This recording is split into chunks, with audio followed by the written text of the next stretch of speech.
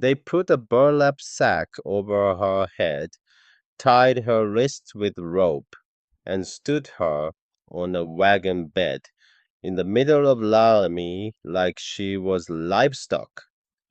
They called her Cursed. They sold her for $30 to a mountain man with whiskey-colored eyes who never asked to see her face. What none of them knew, not the auctioneer, not the crowd, not even the man who bought her, was that the woman under that sack was carrying a Circle T branded on her arm, a silver knife sewn into her corset, and a secret that was about to set the Bighorn Mountains on fire. Pull your chair a little closer to the fire, friends. This one is worth your time. The wind came down off the Bighorn Mountains, the way it always did in December, mean and patient, carrying snow that did not fall so much as it cut sideways through the pines. It was the winter of 1878 in Wyoming territory, and a man could die between his cabin door and his woodshed if he was not careful. Up there above the tree line where the air thinned and the sky turned the color of beaten pewter, three brothers lived in a cabin their father had built with his own hands 40 years before. They did not know yet that a young woman in a red traveling dress was riding west on a train, gripping a worn leather valise and a folded letter that bore two different handwritings. They did not know that down in Laramie a man named Silas Thorne was paying a hotel keeper to drag her into the town square with a burlap sack over her head. They did not know that everything in their quiet, frost-bitten lives was about to be set on fire. But folks, that is getting ahead of the story. Let me tell it the way my grandfather told it to me, sitting beside his cast iron stove with a tin cup of coffee in his hand and the smell of pine smoke in the air. Pull your chair a little closer to the fire. This one is worth your time. They called it a joke. The men of Laramie, Wyoming, in the bitter winter of 1878, thought they were mighty clever. They decided to auction off a young woman with a burlap sack pulled over her head, calling her cursed, calling her ruined, calling her a thing instead of a person. They laughed when she stood there on the back of an old freight wagon, her wrist bound with a length of cheap rope, her chin somehow still lifted underneath that filthy cloth. They expected some drunk to throw down a few dollars and drag her home like a stray dog, but they did not know about the three Boone brothers, and they certainly did not know about Aurelia Hartwell. Sometimes the stone a man throws away is the diamond he has been searching for all his life. Quick word before we go further, friends. If a story like this means something to you, hit that like button. It is a small thing, but it tells the algorithm to share this campfire with other folks who need it. That is all I will ask. Now, Back to the mountain.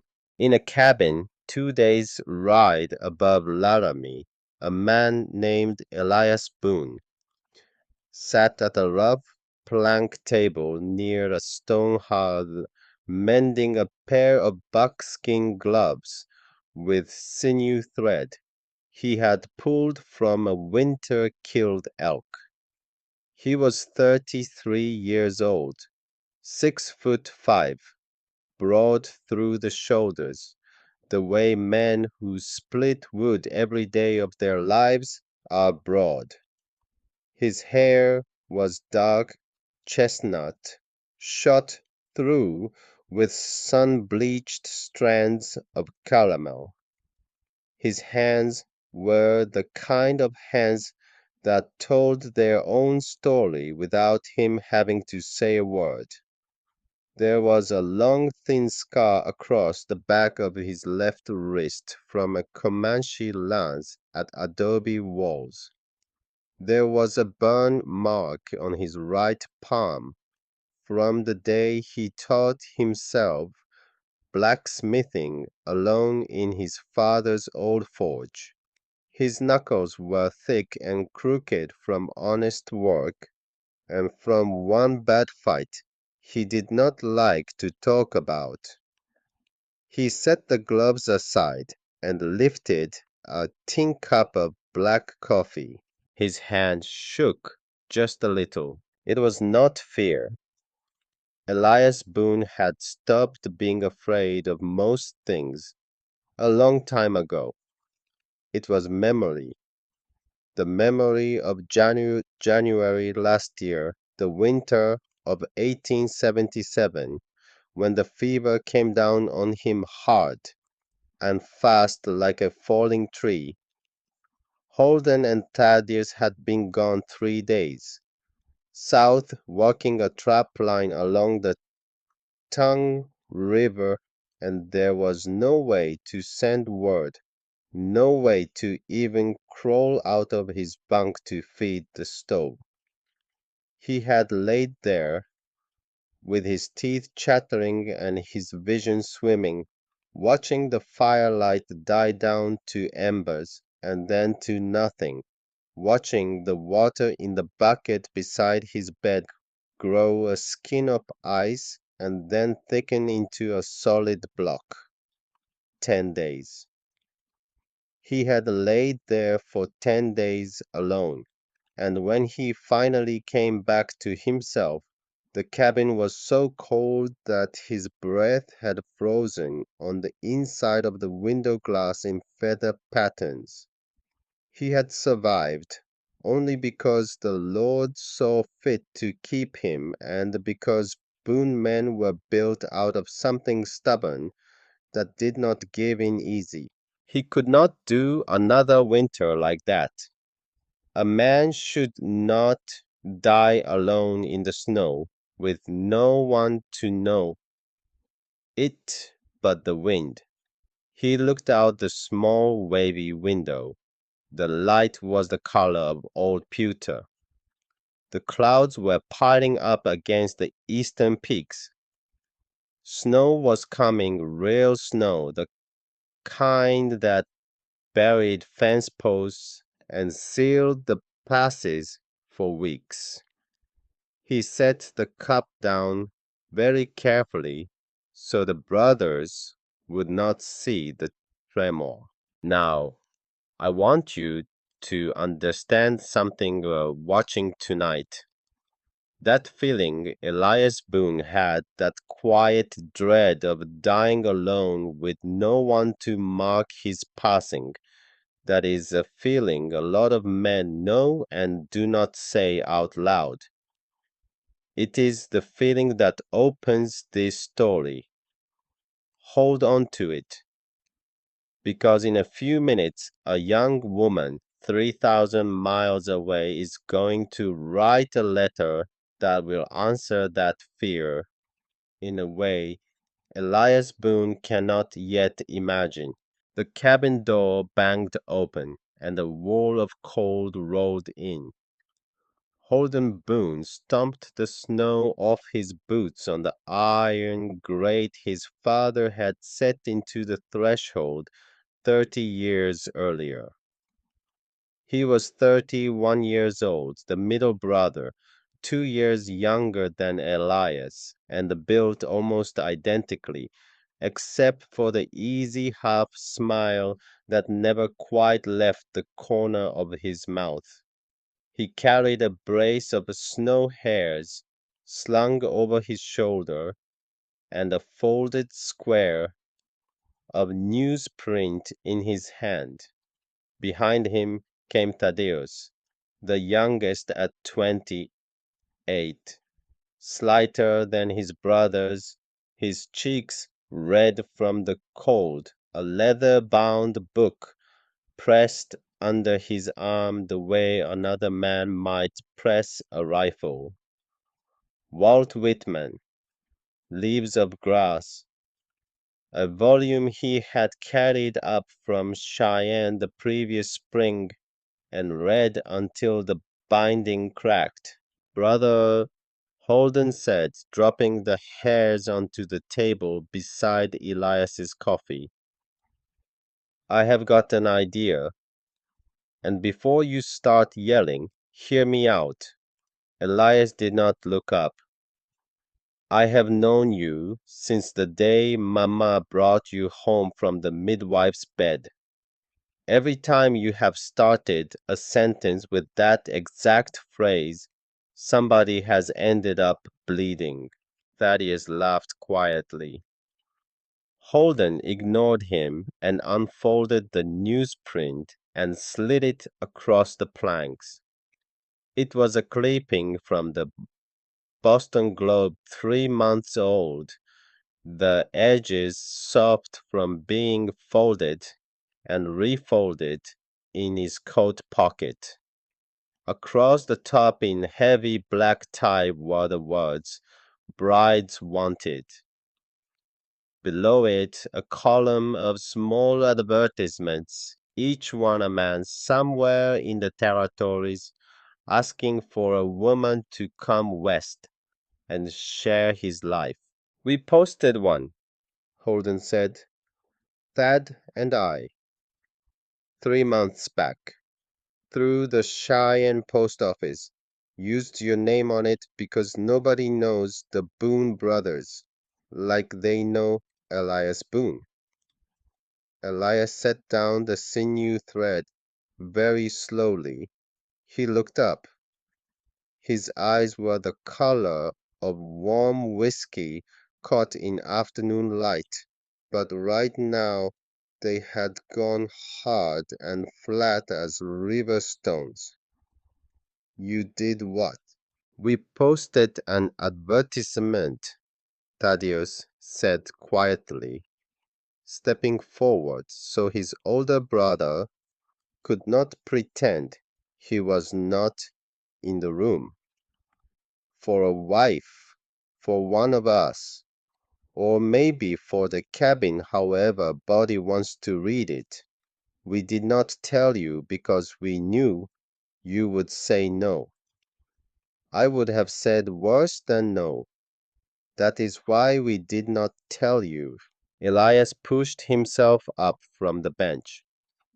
The bench scraped backward across the puncheon floor with a sound like a complaint.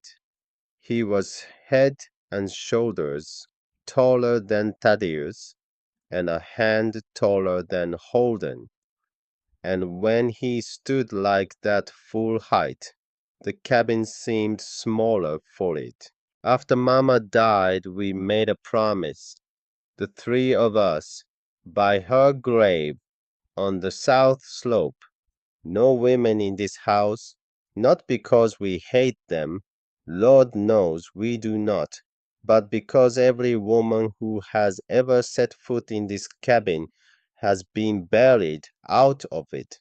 Mama, then Rowena. We are bad luck for them, Holden. We are a curse on a wedding ring. And you went behind my back and put a lure out for some poor girl in Boston who has no idea what she is walking into. Thaddeus did not flinch. He spoke softly, the way he always did when he was about to say something his older brother would hate. Brother, you almost died last January. We came home and found you blue as old iron and the cabin so cold that the salt in the cellar had crystallized. If we had been one more day, 2 more days, we would have buried you. And after we buried you, Holden and I would have come back up to this empty cabin and watched each other turn into ghosts. We posted that advertisement because we could not bear to lose you to a mountain that does not care. We posted it because this house needs a heartbeat that is not just the three of ours. Elias did not answer for a long moment. Outside, the wind picked up and made the chimney moan. The fire shifted, and a long ember cracked and fell into the bed of ash. What none of them knew what they could not possibly have known, sitting there in that cabin 2,000 miles from the brick streets of Boston, was that a young woman had read their advertisement on a cold morning in October. She had read it sitting at the dusty counter of her dead father's bookshop on Charles Street. She had read it twice, and then she had picked up a steel-nipped pen and written a careful, hopeful, desperate reply that she signed with the words, "Yours faithfully, Aurelia Hartwell." Now let us go back 4 months, friends, back to Boston, because to understand what was about to ride up that mountain, you have to understand what she was running from. Aurelia Hartwell was 22 years old in the summer of 1878. She had pale skin that took the sun poorly and honey-colored hair that her mother had brushed every night until she was 9, when her mother died bringing a stillborn brother into the world. She had 2 eyes that had come into this life mismatched. One, the bright cornflower blue of her mother, and one the deep storm gray of her father, an old country curiosity that the midwives in Hill had crossed themselves at when she was born, and never quite stopped whispering about. Her father had been a quiet, patient man named Walter Hartwell, who owned a small bookshop on Charles Street, 2 stories of dust and lamplight and the smell of leather bindings, a place where men of letters came to argue about Emerson and Thoreau, and where Aurelia had grown up reading whatever fell off the shelves into her lap. She had read Shakespeare at 9, botany manuals at 14, Walt Whitman in secret, because her father said Whitman was not for daughters, although he had not stopped her when he caught it, only sighed and gone back to his ledger. In the spring of 1878, her father caught a cough that did not leave. By June, he could not climb the back stairs without stopping. By July, he was bedridden. He died on the 14th of August with his hand in hers, and the bookshop ledger open on the desk beside CIM.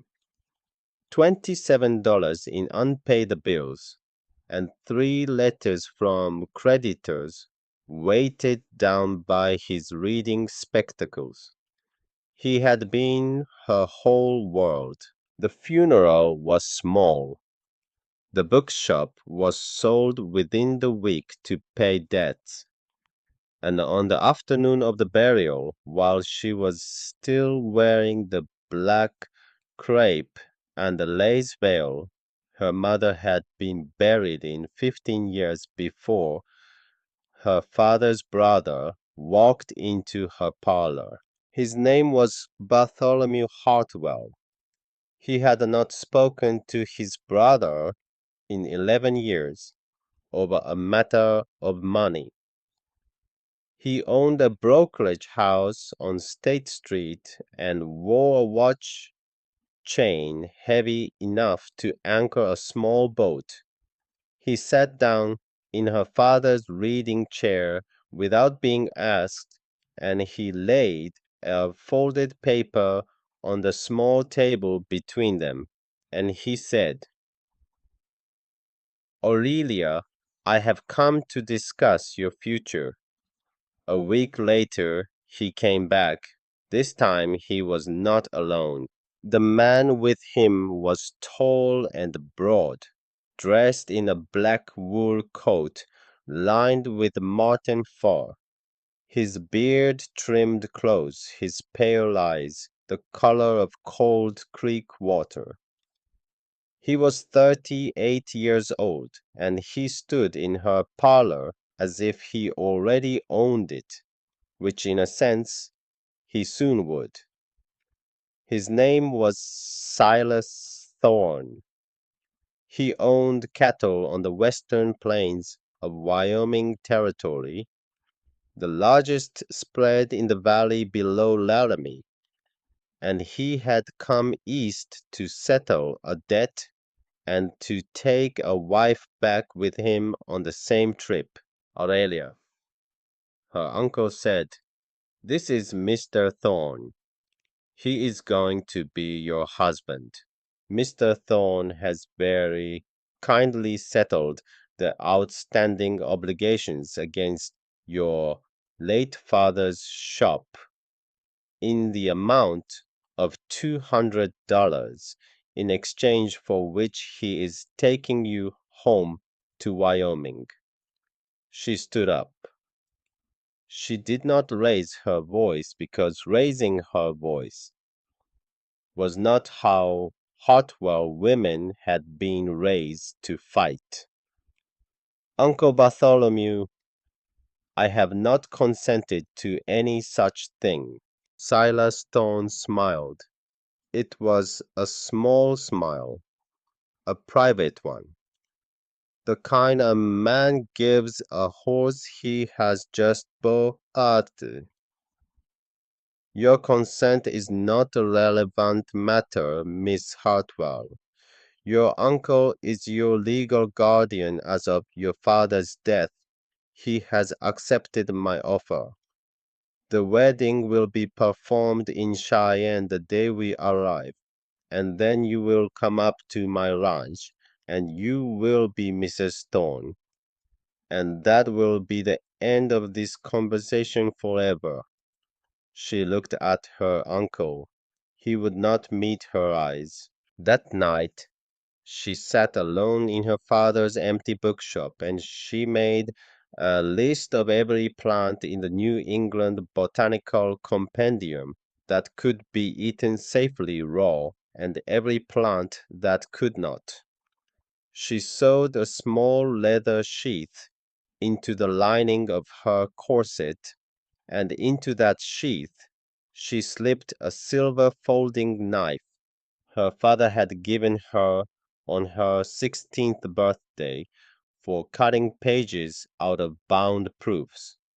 She did not know what she was preparing for. She only knew that something was coming, and a Hartwell woman did not walk into the storm without something sharp. 2 days later, she boarded the westbound train at South Station with a steamer trunk and a brown leather valise and a man who called himself her husband to be.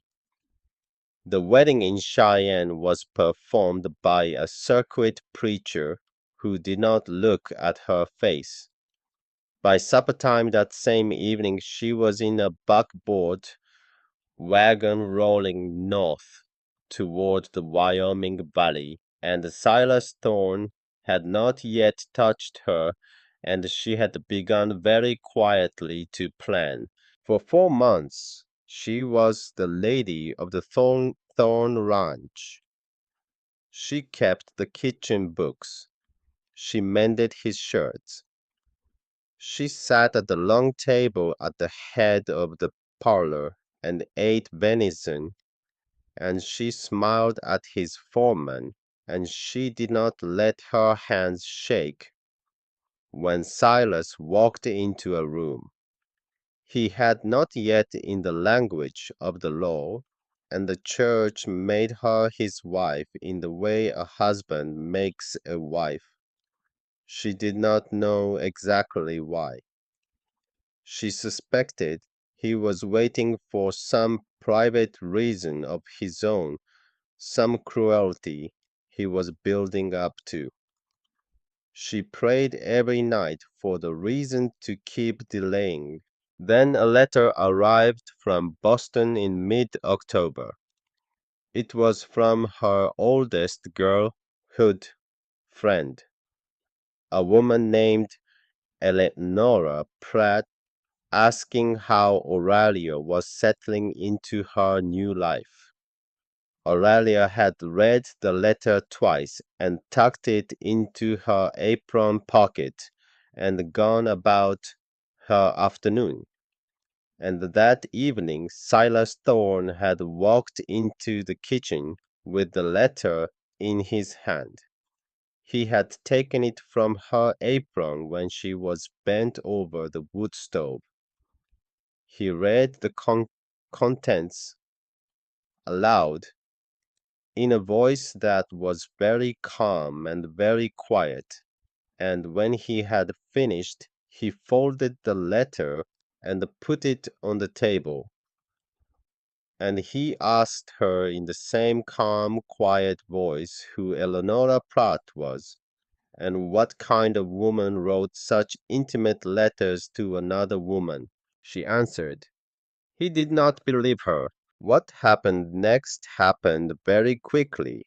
It happened by the kitchen wood stove, with the smell of supper still in the air, and afterwards she could not remember the order of things, only that he had a folding knife in his hand that she had not seen him take out, and that it was suddenly across her face from her temple to the line of her jaw, a long clean stroke, and that the pain came after the blood, and that he was telling her very quietly that no man would ever look at her again the way he had once looked at her, and that she belonged to him now in a way she could not run away from because the world would see her face and know her for what he said she was, which was ruined. He locked her in the root cellar that night. The cellar was beneath the ranch house, 8 feet by 10, with a single iron grate at the top where a little snow blew in. She lay on the dirt floor with her face wrapped in a strip of her own underskirt, and she did not cry because she had decided in the bookshop on the night she sewed the silver knife into her corset that the women of her line did not cry on the floors of their captors. She lay there for 2 days. On the third night, the latch above the cellar door rattled and she heard the bolt slide. She heard Silas Thorne's foreman, an old, half-drunk man named Jed, mumble something. She heard him stumble away. The door was unlatched. He had forgotten. She climbed the wooden steps. She walked through the dark kitchen. She took her father's botanical book and her mother's cameo, and the silver knife from her corset, and a wedge of dried venison from the larder. She walked out the back door of Silas Thorne's house at 2 in the morning, with the temperature at 6 degrees below zero, and she walked 30 miles north through the snow to Laramie, navigating by the North Star, the way her father had taught her on the roof of the Charles Street shop when she was 11 years old. She arrived in Laramie 3 nights later, half frozen, half starved, with her face crusted in dried blood, and her dress black with it. She walked into the lobby of the Cottonwood Hotel and she asked the man behind the desk for sanctuary. The man behind the desk was named Clyde Mercer. He was a thin man with greasy hair and a mustache that hung down past the corners of his mouth. He owed Silas Thorne $300 in gambling debts. He sent a boy to ride for the Thorne Ranch the moment Aurelia closed the door of the room he had given her. Silas Thorne arrived in Laramie at noon the next day, and in front of half the town he announced that this woman, this poor wretched creature, was not his wife at all, but a mad woman from Boston who had stabbed her own uncle, and who carried the curse of madness in her blood, and who had come to Wyoming pretending to be respectable. He said her face had been marked by God Himself as a warning. He said he wanted nothing more to do with her. He said he would not even take her back as a servant. And he said with great public regret that since he had paid $200 for her hand and could not stand the loss, he would permit the town of Laramie to auction her off to whoever would have her, with the proceeds going to him as compensation for his pain. The town agreed. They always agreed with Silas Thorne. The auction was set for 3 weeks hence on the 15th of December in the town square, and Clyde Mercer was instructed to keep the merchandise locked in a back room of the hotel until then, and to put a sack over her head before bringing her out, so the buyers would not be put off by the sight of her face. Now, I am going to ask you to remember something while we go on. Aurelia Hartwell did not write that advertisement reply from Wyoming. She had written it back in Boston the previous autumn, on the night her uncle first came to her parlor with the folded paper. She had clipped the Boone advertisement out of the Globe because 3 names sounded safer than one. She had sent the reply to a post office box in Cheyenne under a false name, and she had paid the post fee out of the last coins in her father's coat pocket, and she had written across the bottom of the page that she would arrive in Laramie on the 15th of December, 1878, if the Lord saw fit to keep her alive that long, and she had not told a soul. She had not had time to send a second letter saying the marriage to Silas Thorne had been forced upon her, and that she might be coming under different circumstances. There had been no time. There had been no chance.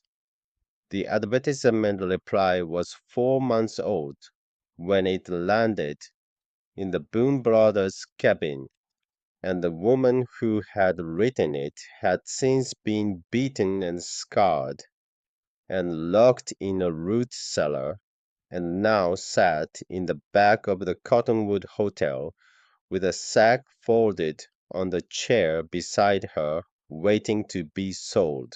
Her uncle 3,000 miles away in his Boston brokerage office did not know any of this.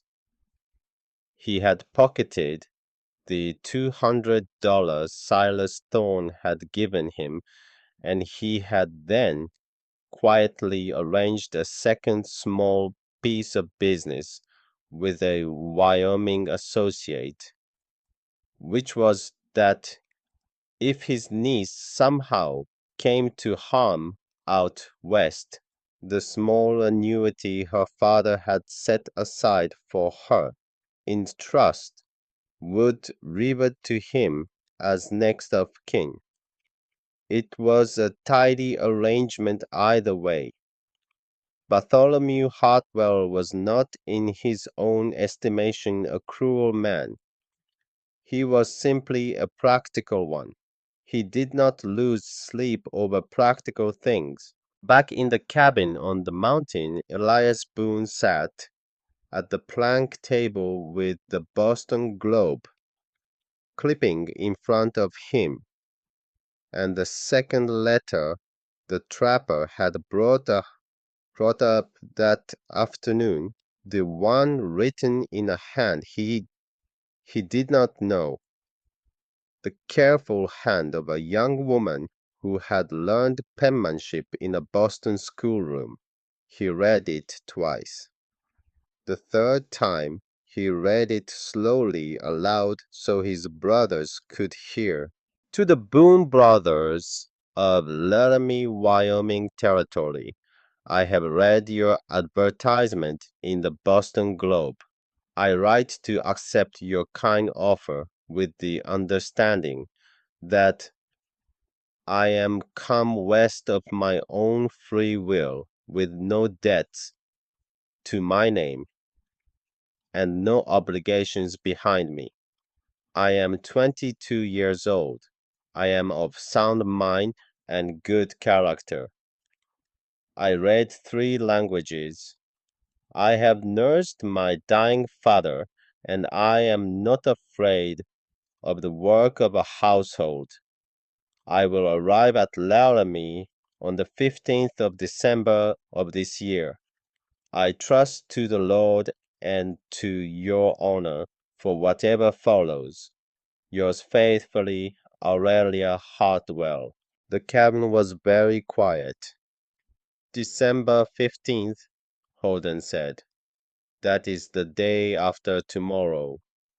Thaddeus turned slowly toward the window. And the storm is coming in tonight. The pass will be closed by morning.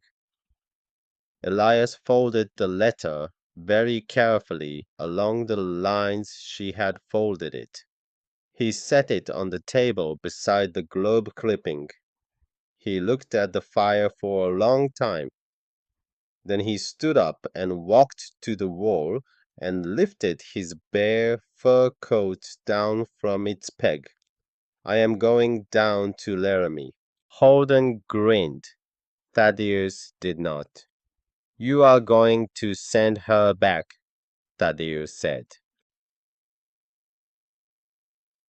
I am going to do what is right by a woman who came 3,000 miles on the strength of three brothers' names. If she is decent and fair, I will tell her what we are and what we are not, and I will pay her a fair sum to ride back east in good health. If she is something else, I will know it and I will deal with it. But I am not letting some Boston girl freeze to death on a Laramie platform because we did not have the courage to face our own foolishness. You will not send her back, Holden said. I am telling you now. The minute you look at her, you will think of Mama or of Rowena, and you will not have it in you to put a woman alone on a winter train. Elias did not answer. He shouldered into the coat. He took down the Winchester 1873 from the rack above the door. He pulled on his fur-lined gloves and the wool muffler the color of old blood. He stepped out into the snow without saying goodbye, because Boone men did not say goodbye for journeys they expected to come back from. The ride down took the better part of 2 days. He slept the first night in a hollow under a leaning fir, his back against the trunk, the rifle across his knees. The chestnut stallion picketed close enough that he could feel its breath. By the second afternoon, he had cleared the pass and dropped down out of the deep snow into the broken country above Laramie. And by full dark, he was riding into the town along the rutted main street with his coat collar turned up against the wind. He stopped first at the railway depot. The station master, a thin man with a green eyeshade, looked at him from over a ledger. Boone. Yes, I had a young lady inquire 2 weeks ago whether anyone had come to fetch her. I told her no such party had come.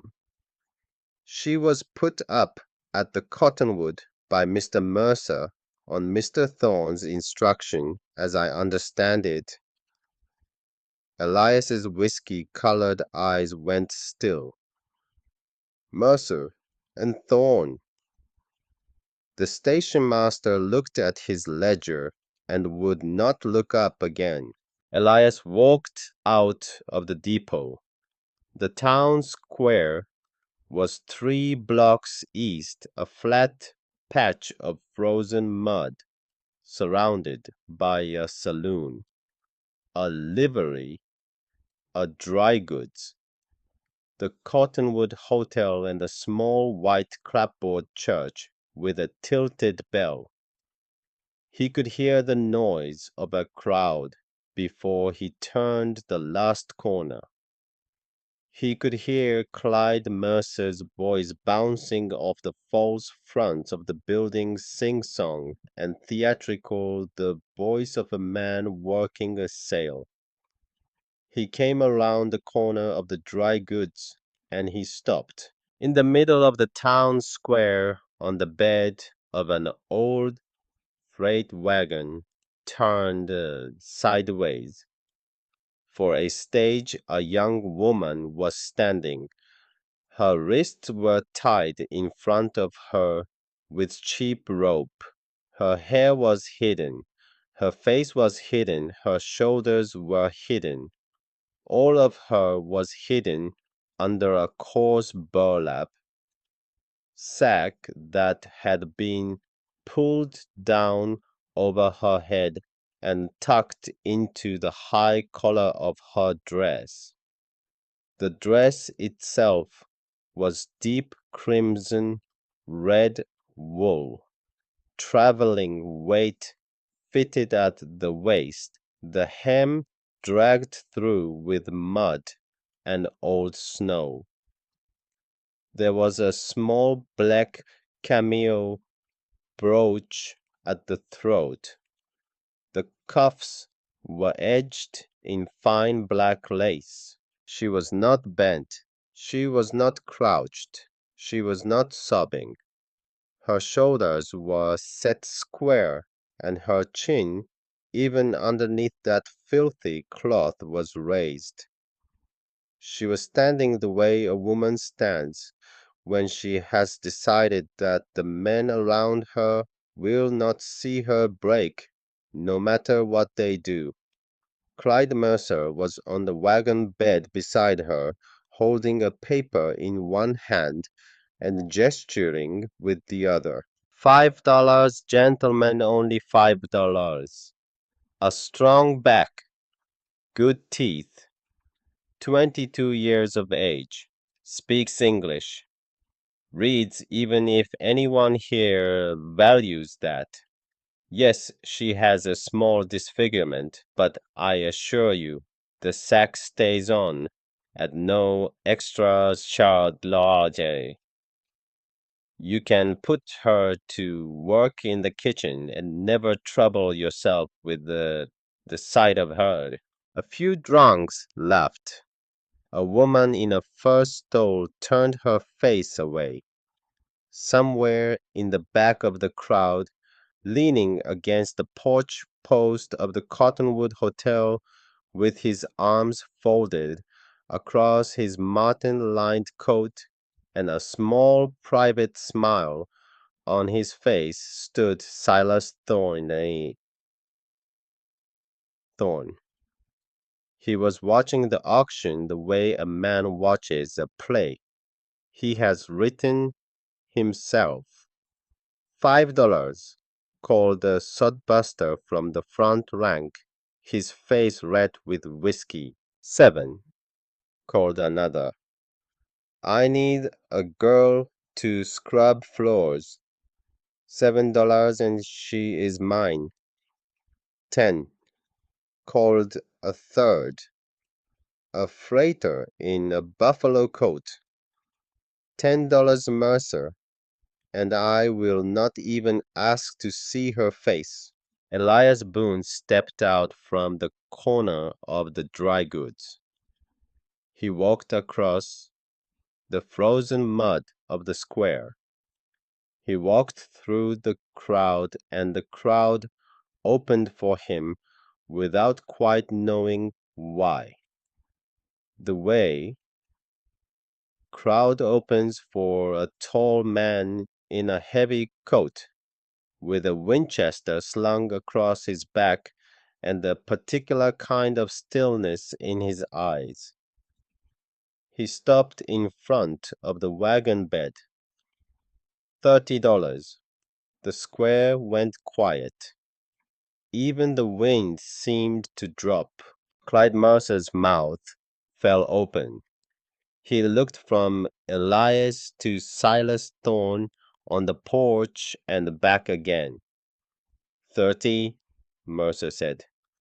$30, Spoon, you sure?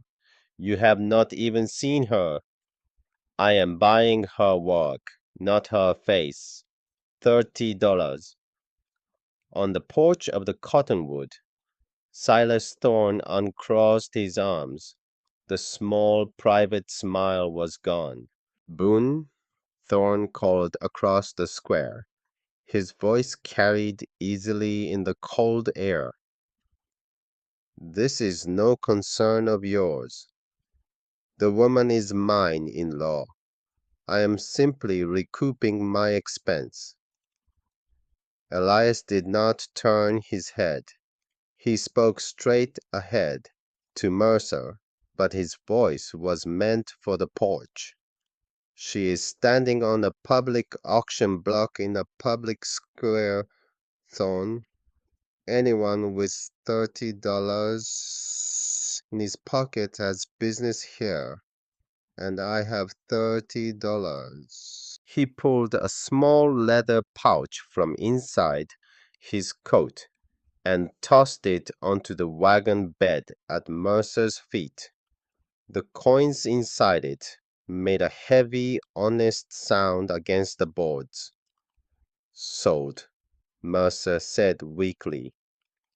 Elias climbed up onto the wagon bed in one long step. He drew a folding knife from his belt, and he cut the rope between her wrists in a single clean motion. He did not touch the sack. "Walk with me, miss," he said quietly. She lifted her face under the burlap. He could not see her eyes, but he could feel her measuring him, the way an animal in a trap measures the man who has just lifted the latch. "You will not take it off here," she said. Her voice was clear and it was educated, and it was not what he had expected. "You will not let them see me." "No, miss. Not here. Not in front of these men. When you are ready, on your own ground, not theirs." She did not say anything else. She stepped down from the wagon. He walked slightly ahead of her, so that his body was between her and the eyes of the crowd, and he led her toward the post outside the dry goods, where his chestnut stallion and a borrowed second horse were tied. Silas Thorne stepped down off the porch of the cottonwood and into their path. "Boone, we will discuss this. The woman is legally my wife." "Then explain to me, Thorne, why your legal wife is standing on a public auction block with a sack on her head and a rope on her wrists. That is a private matter." "It stopped being private the second you put her on that wagon." Thorne's pale eyes flicked. For a moment, just a moment, Elias saw something move behind them that he had not expected. Recognition. Old cold recognition of the kind that passes between two men who have crossed paths once before in a way neither of them has ever told anyone about. But Thorne mastered it. He smiled the small smile again. "You think you have done a charity here, Boone. You will see before this winter is out what you have actually bought." "I will take that risk, Mr. Thorne, and I will say this, once and only once. If you or any man riding under your brand comes within 5 miles of my cabin, I will shoot him the way I shoot wolves. Not because I want to, because I have learned how a wolf thinks." He did not wait for an answer. He helped Aurelia Hutwell up into the saddle of the second horse. He swung up onto the chestnut. He turned both animals out of the square and toward the north road toward the long empty country between Laramie and the Bighorn Pass, and the snow began to come down harder, and the cold settled down onto the town like a hand pressing closed. Behind them, Silas Thorne stood in the middle of the empty square and watched them ride out. His face was very still. After a long moment, he turned and looked at a thin boy of about 13 who was standing on the porch of the hotel. Ride out to the ranch, Thorne said quietly. Tell my foreman I want 30 men, mounted, armed, ready to move when I say. The boy ran. They rode north for 2 hours without speaking. The light was failing. The wind was blowing the snow sideways. Now, fine, dry, the kind of snow that found its way into every seam and stitch of a coat.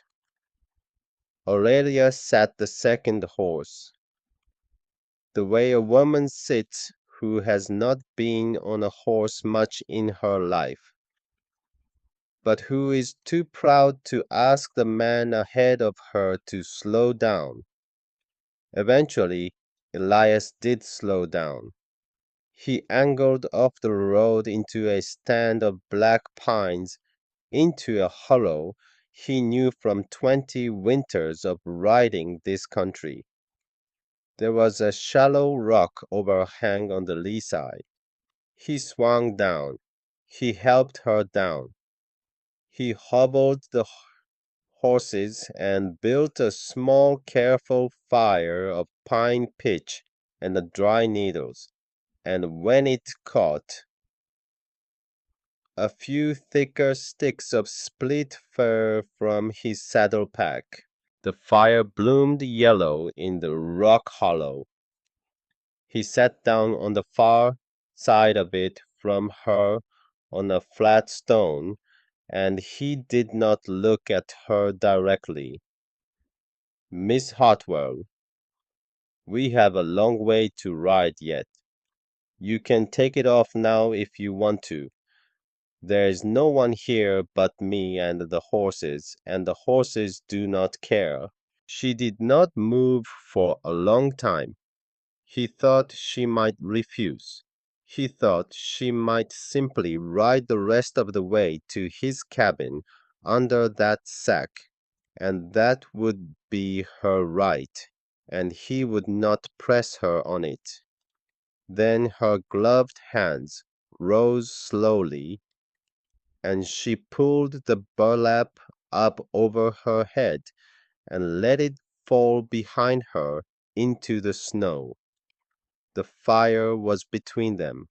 The light caught her honey-colored hair, half pinned, half loose, around her shoulders.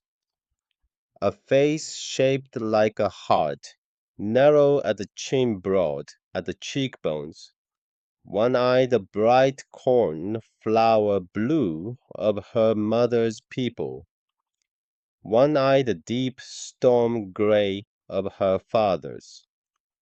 The eyes were a strangeness, a wonder, a thing that any God-fearing midwife in Beacon Hill would have crossed herself over. He had heard of such a thing. He had never seen it. And down the left side of her face, from the line of her temple to the line of her jaw, ran a long, clean knife scar, 4 months old, still pink at the edges, healing but not healed. She watched him watch her. She did not flinch. She did not turn away. She had decided long ago in the cellar at the Thorn Ranch that she would never again let anyone make her turn her face away from her own face. Well, Mr. Boone, she said, do I look cursed? He did not answer for a moment. Then he stood up and walked around the fire and crouched down in front of her, so that his eyes were on a level with hers. And he spoke very quietly. the way a man speaks to a startled horse. He does not want to spook. Miss Hartwell, I have seen men killed at adobe walls. I have seen women die in childbed. I have seen a friend of mine freeze to death 30 feet from his own door because the snow came up between him and the latch. I do not know what cursed looks like, but I know what survived looks like, and that is what is sitting across this fire from me. She did not answer. She could not. Something was happening behind her eyes that she had not let happen since the cellar floor of the Thorn Ranch, and she did not want it to happen in front of him, and so she turned her face very slightly toward the fire, and she let the heat of it dry whatever was rising before it became a tear because a Hartwell woman did not cry on the floor of her captor, and she did not cry on the snow in front of the man who had just bought her either. There is a man in Laramie, she said after a while, and her voice was level, who is going to come for me. He has 30 men and a great deal of money, and he believes I am a piece of property that has wandered off. I know. How? Because I saw his face on that porch, and I told him what I would do if he came up the mountain. He will come anyway, Mr. Boone. Then we will be ready when he comes. And it is Elias, miss, if you can stand to call me by it. Aurelia, then, if you can stand to call me by it. He stood up. He walked back around the fire and sat on his stone. They did not speak again for a while. The horses stamped quietly in the snow. The wind shifted in the pines above them. Somewhere far back down the trail toward Laramie, in the gathering dark, a single rider on a fast horse was already moving north along their tracks, scouting, marking the way for the men who would follow when the storm broke. Aurelia did not put the sack back on. She let it lie in the snow at her feet until the fire burned down, and then she picked it up and folded it with the care she would have given a piece of her father's linen, and she tucked it into her valise, because she had the feeling, although she could not have said why, that she would want it later as a reminder, as a thing she had once been made to wear and had taken off and would never wear again. In the cabin, 2 days, right to the north, Holden Boone was sharpening the splitting maul on a whetstone by the fire. Thaddeus was reading aloud very softly from Leaves of Grass. The wind was building against the eastern wall of the cabin. Outside, the first heavy flakes of the real storm had begun to fall, the kind of snow that would seal the pass for 10 days, the kind of snow that would, in its way, lock everything that was about to happen up on that mountain together until it had finished happening one way or another. Thaddeus looked up from his book. Brother, Do you hear that? Wind. No. Listen. They both went still. Through the moan of the wind, through the settle of the snow on the cedar shake roof, very faint, very far away, came a single sound, the high, lonesome howl of a wolf on the south slope, the slope that led down toward Laramie. And then a long beat later, an answering howl from the north ridge. Holden set the whetstone down. They are talking to each other. Yes, they are. The two brothers looked at each other across the cabin in the firelight, and neither of them said the thing they were both thinking, which was that the wolves only talked like that when something was moving through their country that did not belong there. Something on the south slope riding north. Something that was on its way up the mountain.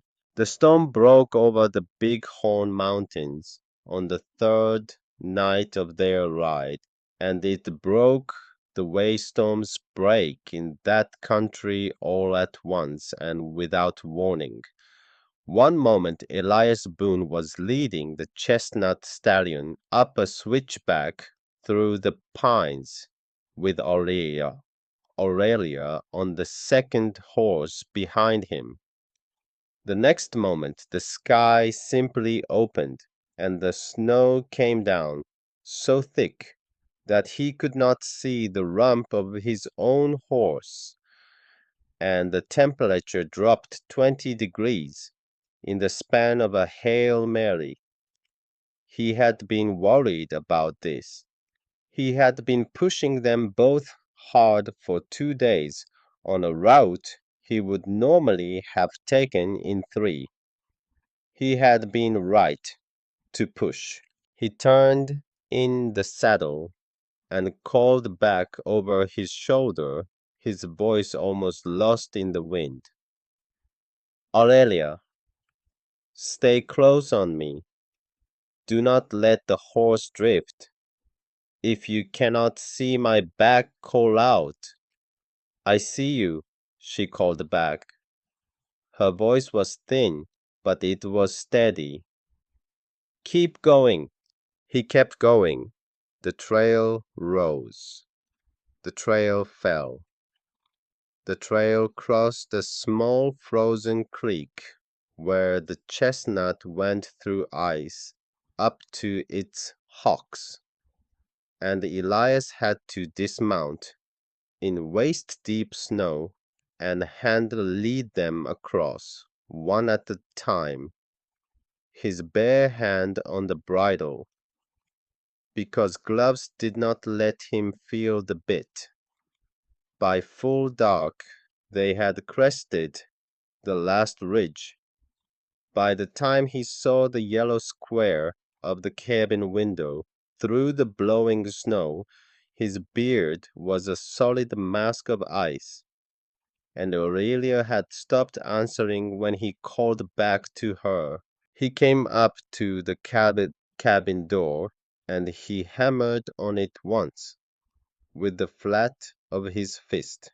The door flew open. Holden was framed in the warm yellow light.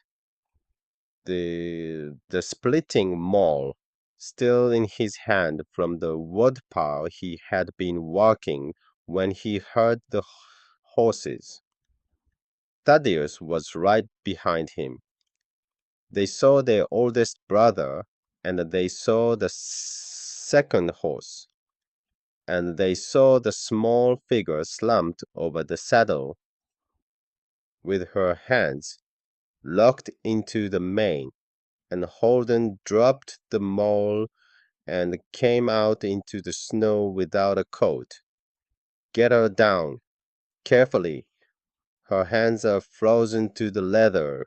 They got her down. They carried her into the cabin between them. They sat her in front of the stone hearth on a low stool that Thaddeus pulled up close to the fire, and Thaddeus knelt and worked her gloves off, finger by finger, with the slow patience of a man undoing a knot in fishing line. And Holden brought a tin cup of warm broth from the pot that had been simmering all afternoon. And Elias stood in the open doorway with the snow blowing past him into the room, and he watched his two younger brothers tend to a woman they had never met before. And something inside him that had been clenched tight for 13 years let go very slightly, and he did not yet have a name for it. He shut the door. He set the bar. The storm howled against the cabin walls. The fire cracked and settled.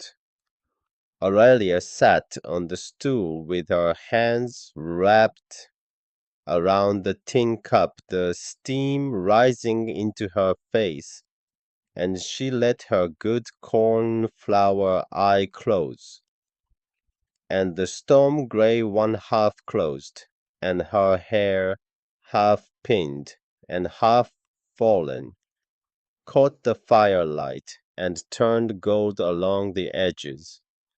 The long pink scar caught the firelight, too. Holden looked at it once. Thaddeus looked at it once. Neither of them looked at it twice because they were Boone men, and their mother had raised them better. Miss Hartwell, Holden said gently, crouching down to her level the way Elias had crouched in the snow 2 nights before. I am Holden, the middle one, the one who wrote that letter. Then you are the one I owe my life to, Mr. Boone. Holden, just Holden. She turned her head slightly. Holden. Thaddeus, who had not spoken yet, found his voice. I am Thaddeus, the youngest. I helped him write the letter, although mine were the longer words, so if any of it was hard to understand, that is on me. The corner of her mouth moved. It was not quite a smile, but it was the first thing in 4 months that had come anywhere close. Your letter was kind, Mr. Boone. Both of your letters. There were two handwritings on the page. I noticed. I came west, partly because of the second one. Thaddeus colored to the roots of his hair and looked at the floor. Elias hung his snow-stiffened coat on the peg by the door. He hung his hat. He set the Winchester back on the rack above the lintel. He came over to the fire and stood behind his brothers, not crowding her, not looming just there. He looked down at her in the firelight. Miss Hartwell, this is the cabin. There is the loft up that ladder where you will sleep. There is the kitchen behind that wall where my mother made bread in 1856, and where no woman has made bread since. There is the front room where you are sitting now.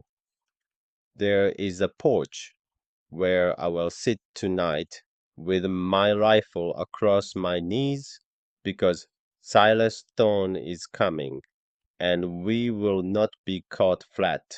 That is the cabin. The rest will keep until morning. She nodded. She did not argue. She drank the broth. When she finished it, she set the cup down very carefully on the hot stone and she looked up at the three of them, and she said the thing she had been turning over in her head for the last 40 miles of riding. Mr. Boone, Elias, I came west on the strength of an advertisement that named three men. I will not pretend I do not know what that means. I am not the woman I was when I wrote that letter.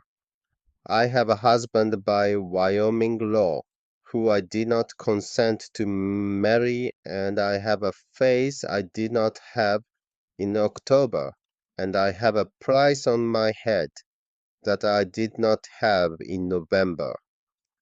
If any of you wishes to put me on the train back east tomorrow, I will not hold it against you. I will only ask that you let me sleep one night in a warm room first. The three brothers looked at each other. Holden spoke first. Miss Hartwell, we are not putting you on a train. We are not even discussing it. Thaddeus quietly.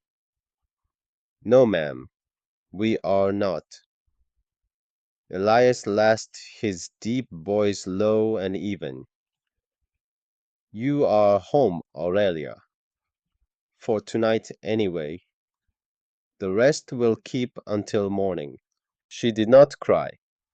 She had decided on the wagon bed in Laramie that she would not cry in front of these men ever, and she did not.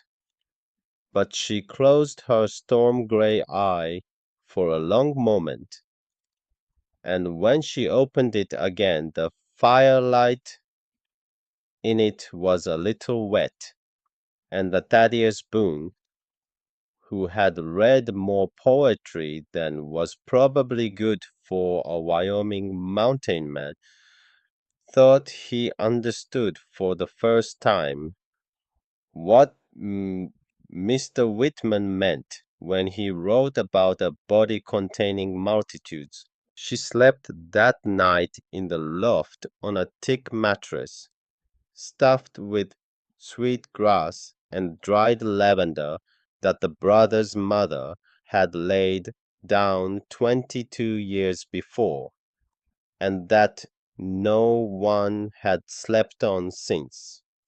The sheets were clean. Holden had washed them in the creek that fall on a hunch he had not been able to name at the time. She slept with the silver folding knife under the pillow because some habits did not leave a person just because the door downstairs had a strong bar across it. She slept until full sunup. When she came down the loft ladder the next morning, the cabin smelled of coffee and bacon and something else, something herbal and clean that she could not immediately place. Holden was at the cook stove with a cast iron skillet. Thaddeus was at the table with a piece of bread and his Whitman. Elias was nowhere to be seen. He is on the porch, Holden said without turning around. He has been on the porch since about 3 in the morning. He came in once for coffee. He will not be in until the sun is full up over the eastern peak, and he can see down the south slope clear. That is how it is going to be for a while, miss. For how long? Until Mr. Thorne is no longer a problem, one way or another. She sat down at the table. Thaddeus closed the book and slid it to one side and looked at her properly in the morning light for the first time. And Aurelia, who had spent 4 months being looked at by Silas Thorne, in a way that made her skin crawl up off her bones. Found that being looked at by Thaddeus Boone did not make her skin do anything except settle a little more deeply into her shoulders. Miss Hartwell, he said, may I ask you something? Aurelia, and yes, that herbal smell, is that yours? She blinked.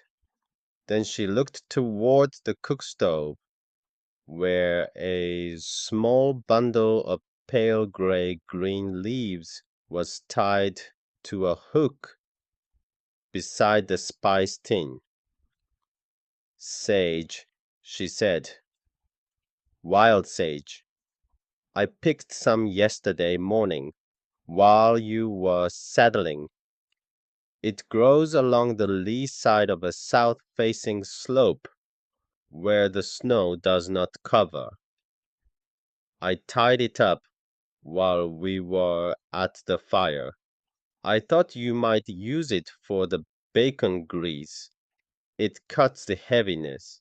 Thaddeus stared at the hook for a moment. Then he stared at her. You picked sage while we were on the run from a man with 30 riders in a snowstorm. I did not have anything else to do. Mr. Boone and I have been putting sage on bacon since I was 9 years old. It seemed a poor reason to stop. Thaddeus laughed. It was a real laugh, the first real one Holden had heard out of his youngest brother in 2 years, and Holden at the cook stove, with his back to the table, smiled very privately into the skillet. The first week passed like the breaking of an old fever. The storm rolled through and rolled out, and the high blue cold settled over the big horns, the kind of cold that turned the air to glass and made every sound carry a mile. Elias slept in a bedroll on the floor by the door, with the Winchester within arm's reach, and the Colt revolver under the rolled coat that served him as a pillow. Holden moved the splitting block to a position where it was visible from the front window, so that whoever was on watch could see the other from inside. Thaddeus, without being asked, took down his father's old 1860 Henry rifle from the back wall, oiled it, sighted it on a nut in the smokehouse wall, and put it on the loft railing with 2 boxes of cartridges next to it. None of the brothers said the word ambush out loud. They did not need to. But while they were waiting for Silas Thorne, life in the cabin was finding a new rhythm, and Aurelia Hartwell was finding her place in it. The first morning she tried to help Holden with breakfast and burned the cornmeal so badly the smoke set Elias coughing on the porch. The second morning Holden showed her how to bank the stove. By the third morning her cornmeal was passable. By the end of the first week she was making biscuits, the way Holden's mother had made them, light and flaky with bacon drippings folded in cold.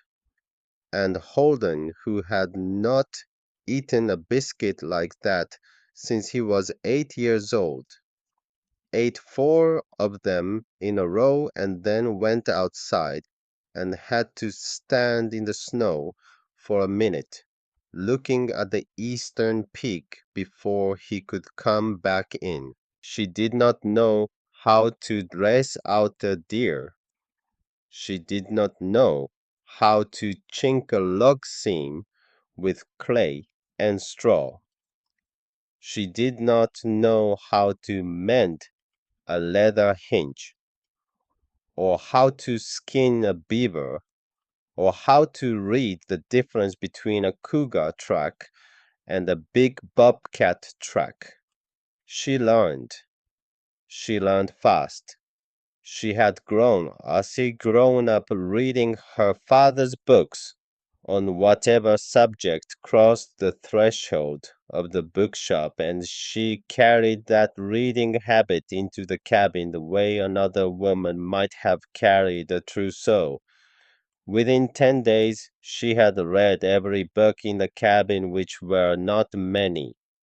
The Whitman, a King James Bible, a 2-volume veterinary manual, an almanac from 1872, a field guide to North American medicinal plants that had belonged to the brother's mother and that Aurelia had quietly claimed as her own with the unspoken consent of all three sons. Thaddeus taught her to read sign because that was what Thaddeus did when he loved someone, although he did not yet know that was what was happening to him. He took her out behind the cabin into the long meadow that swept down toward the creek, and he showed her the difference between a deer print laid down clean and a deer print where the animal had been startled and pivoted, and he showed her how a wolf placed its hind feet exactly where its front feet had been, so its tracks looked like the prints of a single creature walking on two legs, and he showed her how to read the age of a track by the way the snow at the edge of it had crystallized or not crystallized in the cold. Aurelia listened with the steady, patient attention of a woman who had once read 3 botany manuals in a single Boston winter, and Thaddeus, watching her, thought that he would have read all 3 of those manuals himself if it meant he could have stood next to her in a Boston bookshop 10 years earlier. Holden taught her to ride properly because Holden had been on a horse since he was 4 years old, and he could not bear to watch her bouncing in the saddle the way she had bounced on the ride up. He took her down to the small flat below the cabin where the meadow leveled out, and he put her on the second horse, the buckskin mare, and he showed her how to sit deep on her seat bones and let her hips move with the animal instead of against it. He was easy with her. He was easy with everyone. That was Holden. He was the brother who could make a woman laugh at her own clumsiness in a way that made her feel somehow less clumsy. Aurelia laughed with him more in those 10 days than she had laughed in the whole of the year previous. Elias did not teach her anything. He watched. He watched from the porch in the morning while she fed the chickens. He watched from the doorway of the smokehouse when she came back from the meadow with Thaddeus. He watched from across the supper table while she listened to Holden's story about the time their father had treed a black bear in a pine and fallen asleep at the foot of it. He watched her, and he did not approach her, and he did not speak to her more than a sentence at a time, because Elias Boone had been married once before, and that woman was buried in the south slope behind the cabin. And the thing that was rising in him when he looked at the new woman in the firelight at night was a thing he was not ready to name out loud, perhaps not even to himself. Then, on the fourth day of the second week, Shrelia Hartwell did the thing that began the unraveling. It was a Sunday. Sundays in the Boone cabin were quiet. The brothers had been raised by a Charleston woman who would have whipped them with a willow switch for working on the Sabbath, and although she had been dead 18 years, the rule held. After breakfast, Holden was reading the almanac. Thaddeus was reading Whitman again on the front porch wrapped in a wool blanket. Elias had gone out with the Winchester to walk the south fence line because the Sabbath did not apply to a man with 30 hostile riders somewhere down the mountain. Aurelia, alone in the front room, had been straightening the shelves over the hearth. There was a long shelf of split fare that ran the length of the chimney piece, and on it lived odds and ends. A tin of cobbler's nails, a whetstone, a small bound book of pressed flowers that had clearly been a young woman's, and that Aurelia had not opened because some things were not hers to open. A jar of trade tobacco, and at the very back of the shelf, where her hand brushed it as she was wiping the dust away with a square of flour, sacking a hard, rectangular object wrapped in a piece of oiled paper. She lifted it down. She did not open it. She did not need to. She knew the shape of a daguerreotype case under her hand, the way she had known the shape of her father's ledger book. She set the wrapped case back on the shelf. She did not look at the picture inside. But that evening, when Elias came in from the south fence with snow on his shoulders, and his face raw from the wind, and they had eaten, and Holden and Thaddeus had gone to bed, and the cabin was reduced to the orange pulse of the hearth and the slow breathing of three sleeping men, Aurelia came down the loft ladder in her wrapper and her stocking feet because she could not sleep, and she found Elias still awake, sitting on the long bench by the fire, with a tin cup of cold coffee in his hand and the wrapped daguerreotype case open on his knee. He did not look up when she came down. He had heard her on the third rung of the ladder and identified her by the weight on the wood, but he did not look up. She stopped at the bottom of the ladder. She did not retreat. Elias, I am sorry I should not have come down. Sit, Aurelia, if you would. She came around the hearth and sat at the far end of the bench, leaving a respectable Wyoming distance between them. He turned the daguerreotype case so that the firelight caught it. The image inside was of a young woman in a plain dark dress, sitting on a porch step, her hair pulled back, a small dark-eyed child of perhaps 2 or 3 years of age in her lap.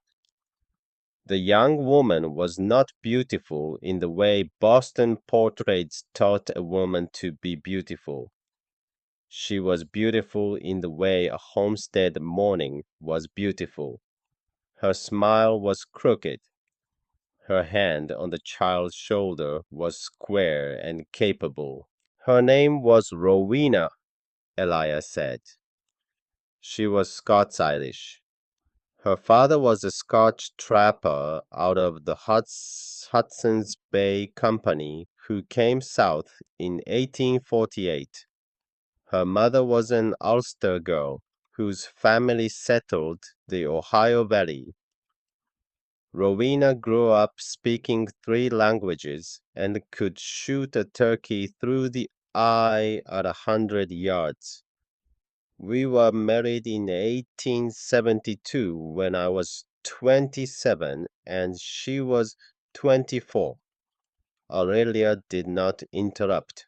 That child in her lap was not ours. She was Rowena's sister's child. We had no children of our own yet.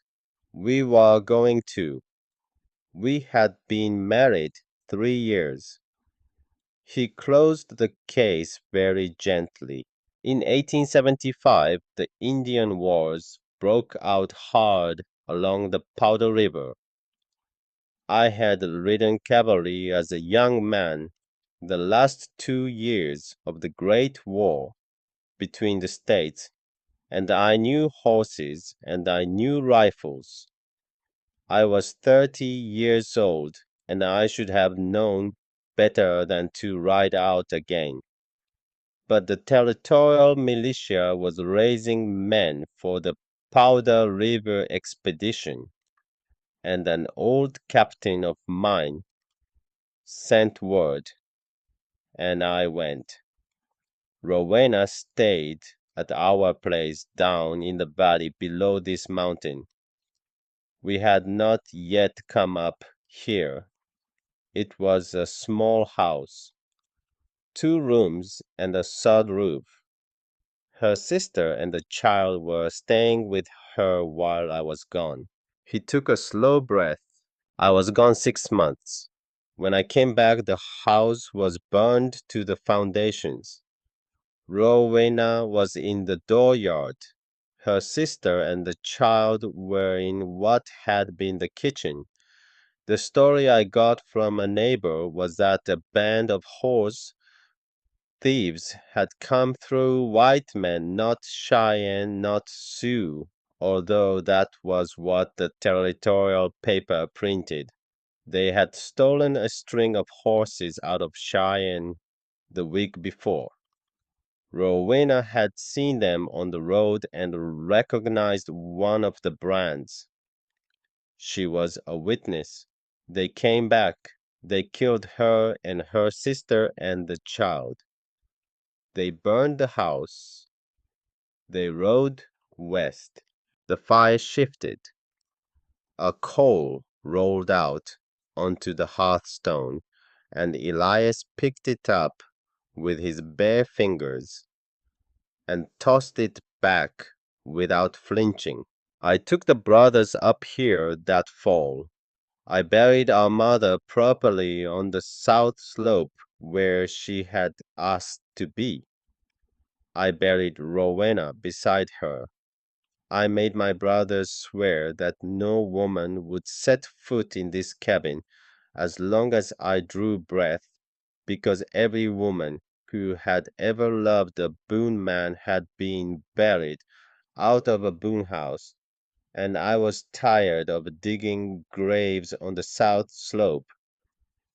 He looked at her at last. Then I rode for 2 years. Not for trapping. I was hunting. I was hunting the men who had killed her. I found 4 of them. I do not regret what I did to those 4 men. although the Lord may take that up with me when my time comes. There was a fifth I never found. He had vanished. I came home. I made a kind of peace with not finding him. I told myself the Lord would find him when the Lord was ready to, and I have lived up here for 3 years on that thin piece. Aurelie sat very still, her good cornflower eye and her storm gray eye were both fixed on him. The hand resting on the bench between them had gone very pale at the knuckle. Elias, she said. Her voice was low.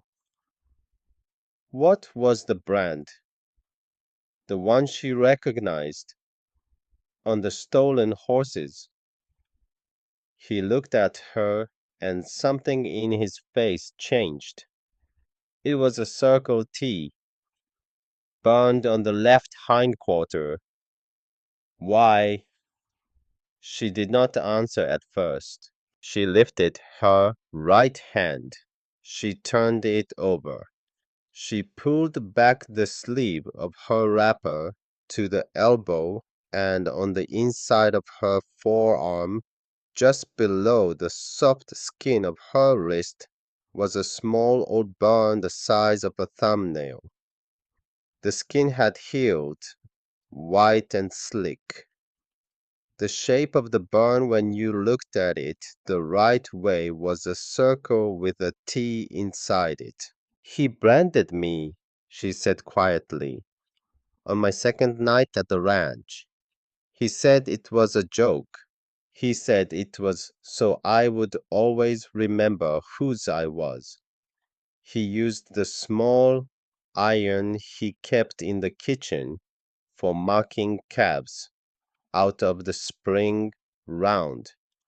He held me down on the kitchen table and his foreman held my arm. I was 19 days into a marriage I had not consented to. I screamed. No one came. He said no one would ever come because the Circle T was Wyoming law in that valley, and the Circle T was Silas Thorne, and Silas Thorne was the man who had killed your wife in 1875 and taken the money he stole from those Cheyenne horses and bought up half the valley with it and changed his last name from whatever it had been before to Thorne after the bush his daddy was hanged from in Tennessee in 1859. The cabin went absolutely quiet. Elias Boone sat very still on the bench. He was not breathing. Then he breathed very slowly in and out, and he set the daguerreotype case down on the hearth, and he looked at the small circle T-burn on Aurelia Hartwell's forearm in the firelight, and he said one word very softly. How? How do I know it was him? Because he told me. He liked to tell me things after he had hurt me. He liked the sound of his own voice telling me things he had done. He told me about the woman in the valley. He told me about her sister. He told me about the child. He did not tell me her name, but he told me that her husband had been a cavalryman who rode out and never came home, and that the husband had hunted his old riding partners for 2 years and killed 4 of them, and that he, Silas, was the fifth, and that he had been waiting 3 years for the husband to come find him, And the funny thing he said, the funny part of the whole story was that the husband never had. She lowered her sleeve. She buttoned the cuff at her wrist with hands that did not shake because she had decided long ago that her hands would not shake in this cabin, no matter what she had to say. Elias, he sent me west to be his wife. He put a Circle T on my arm. And then 4 months later, when I read a letter from a girlhood friend, he took a knife to my face and locked me in his cellar. He bragged to me about killing the woman whose grave is on your south slope. I did not know that until tonight. I swear to you, on my father's name, I did not know. Elias Boone stood up from the bench. He walked to the front window. He stood there a long time looking out into the dark, where the moon was a thin sliver over the eastern peak, and the snow of the high meadow was the color of an old pearl. He did not speak. His hands were braced on the window frame, and his head was lowered between them, and Aurelia could see the long muscles of his back through his wool shirt, and she could see them shaking very slightly, and she understood that the man at the window was not simply the man who had bought her off a wagon bed in Laramie. He was a husband from 1875 who had ridden home to a burned house, and now, 3 years later, was discovering that the fifth man, the man he had given up on, had been one mountain over the whole time, branding his cattle and his women with the same small iron. She did not go to him. She did not have the right. She was a woman 2 weeks into a cabin who had not yet earned the right to put a hand on a man's back when his old grief had just become his new grief. She did say one thing, quietly from the bench. Elias, I want you to know, he has not made me his wife in the way the law and the church mean it. Whatever he did to my face and to my arm, he has not made me his wife. The marriage is unconsummated by Wyoming law and by the law of my church. It is voidable. I am not his. I never was. He did not turn from the window, but she heard him breathe once the long, shuddering breath of a man who had just been handed back a piece of himself he had not known he had lost. Aurelia. Yes, go up to the loft. Sleep if you can. Tomorrow we ride for Marshall Cole at first light. The fifth man is no longer mine to hunt alone. He is going to face a federal court for what he did in 1875 and what he did to you in 1878 and what he is about to do to all of us if we do not move first. Elias. Yes, he is not coming up the mountain in 3 days, the way his note said. He is coming sooner. He always moves sooner than he says. That is how he beat your wife to the witness stand in Cheyenne. Elias's shoulders shifted once. Then we ride before first light. She climbed the loft ladder. She did not look back at him.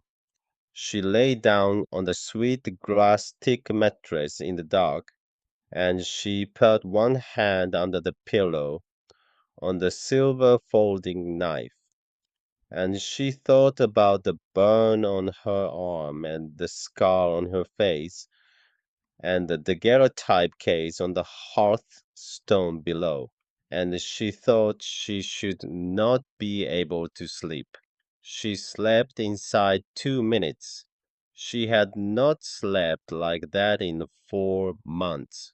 Below her, in the front room, Elias Boone stayed at the window until the first gray of false dawn came up over the eastern peak. He did not weep. Boone men did not weep over things they could still do something about.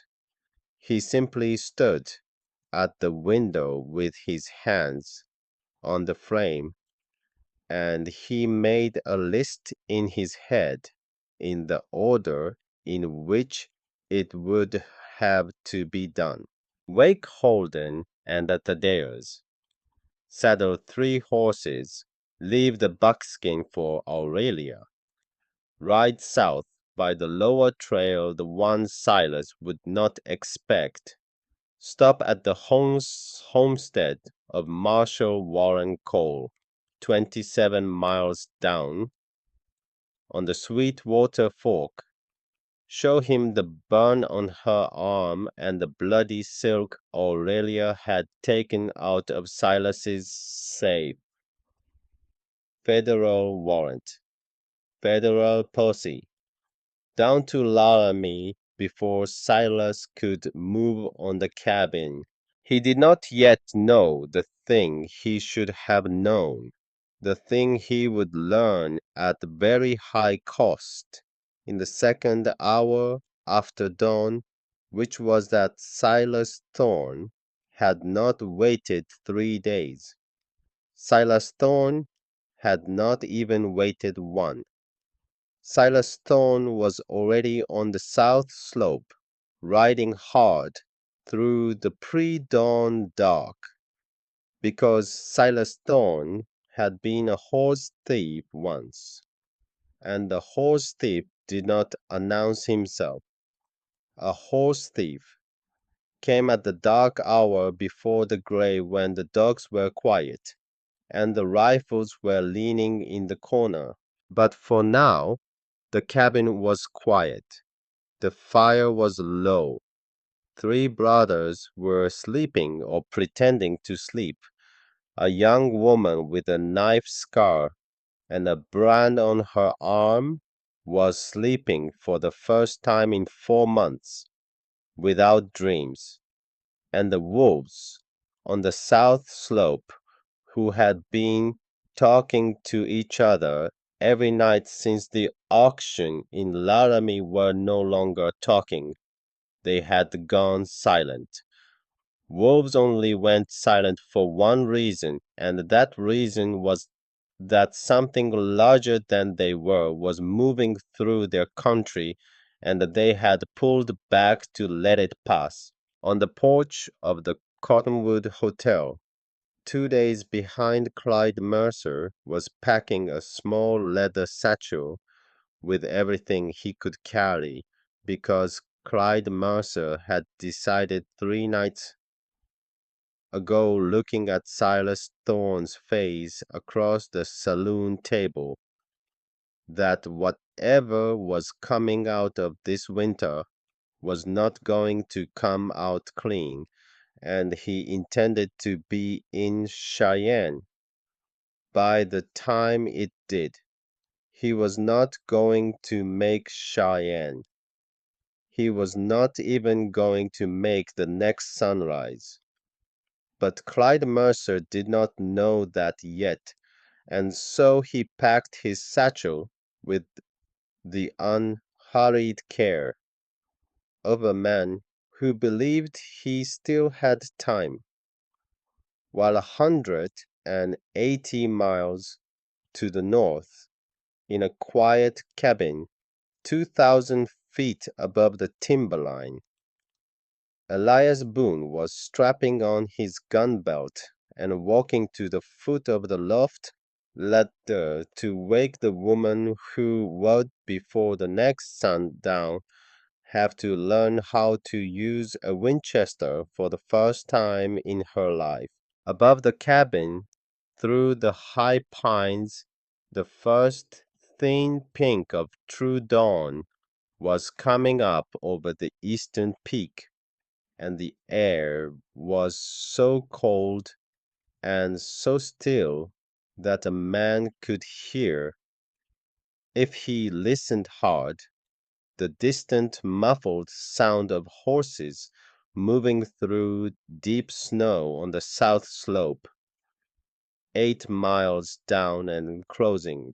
Elias Boone laid his hand on the third rung of the loft ladder and stopped before he climbed it. He could hear her breathing up there, the slow, deep breathing of a woman who had finally let her shoulders down for the first time in 4 months, and a part of him, a part he did not entirely recognize, did not want to be the man who put his boot on the next rung and ended that breathing. But the wolves on the south slope had gone quiet, and a Boone man did not let a woman sleep through the thing that was coming up the mountain at her. He went up the ladder. She was already awake. She was sitting on the edge of the thick mattress in her wrapper with the silver folding knife open in her right hand, the blade catching the gray pre-dawn light from the loft window, and her mismatched eyes had the look of a woman who had heard the floorboards under his weight and decided in the half second between the first creak and the second that she was not going to be taken in her bed. Elias, he is moving. The wolves quit talking an hour ago. He is on the south slope, and he is closing. She closed the knife. She did not waste a breath on a question. How long? If he keeps the pace, I think he is keeping 3 hours, maybe less. We do not have time to ride for Marshal Cole. Cole is 27 miles south. By the time we reached him and rode back, this cabin would be ash, and we would be the people in the kitchen of it. She nodded once. Her hair was loose around her shoulders. She braided it back with her fingers in 3 quick motions while she was still hearing him, and tied it with a strip of leather she had been keeping under the pillow for exactly this reason. Then we make our stand here.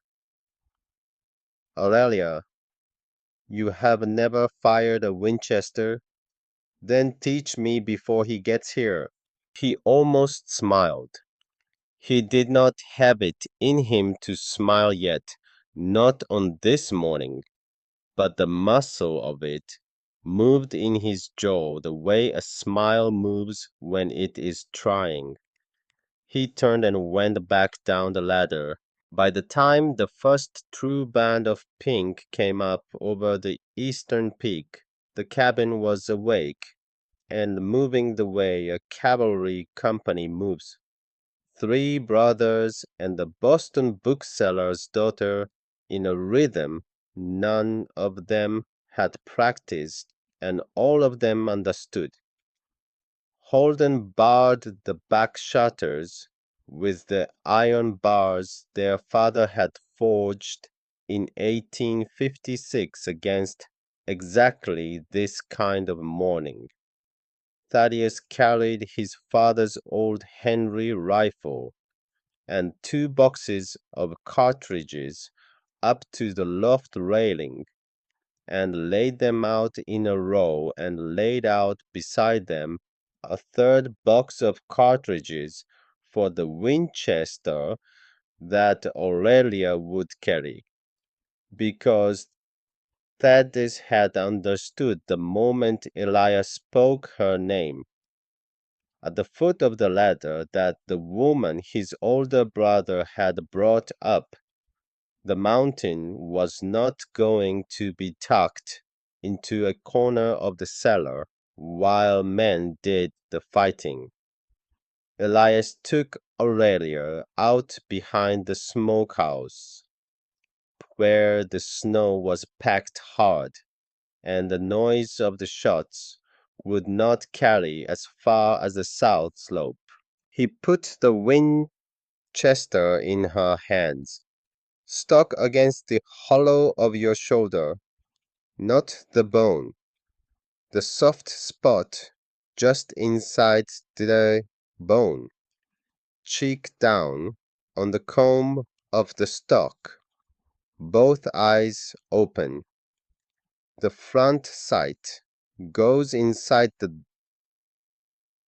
V of the rear sight, and the front sight goes on what you mean to hit. Squeeze, do not pull.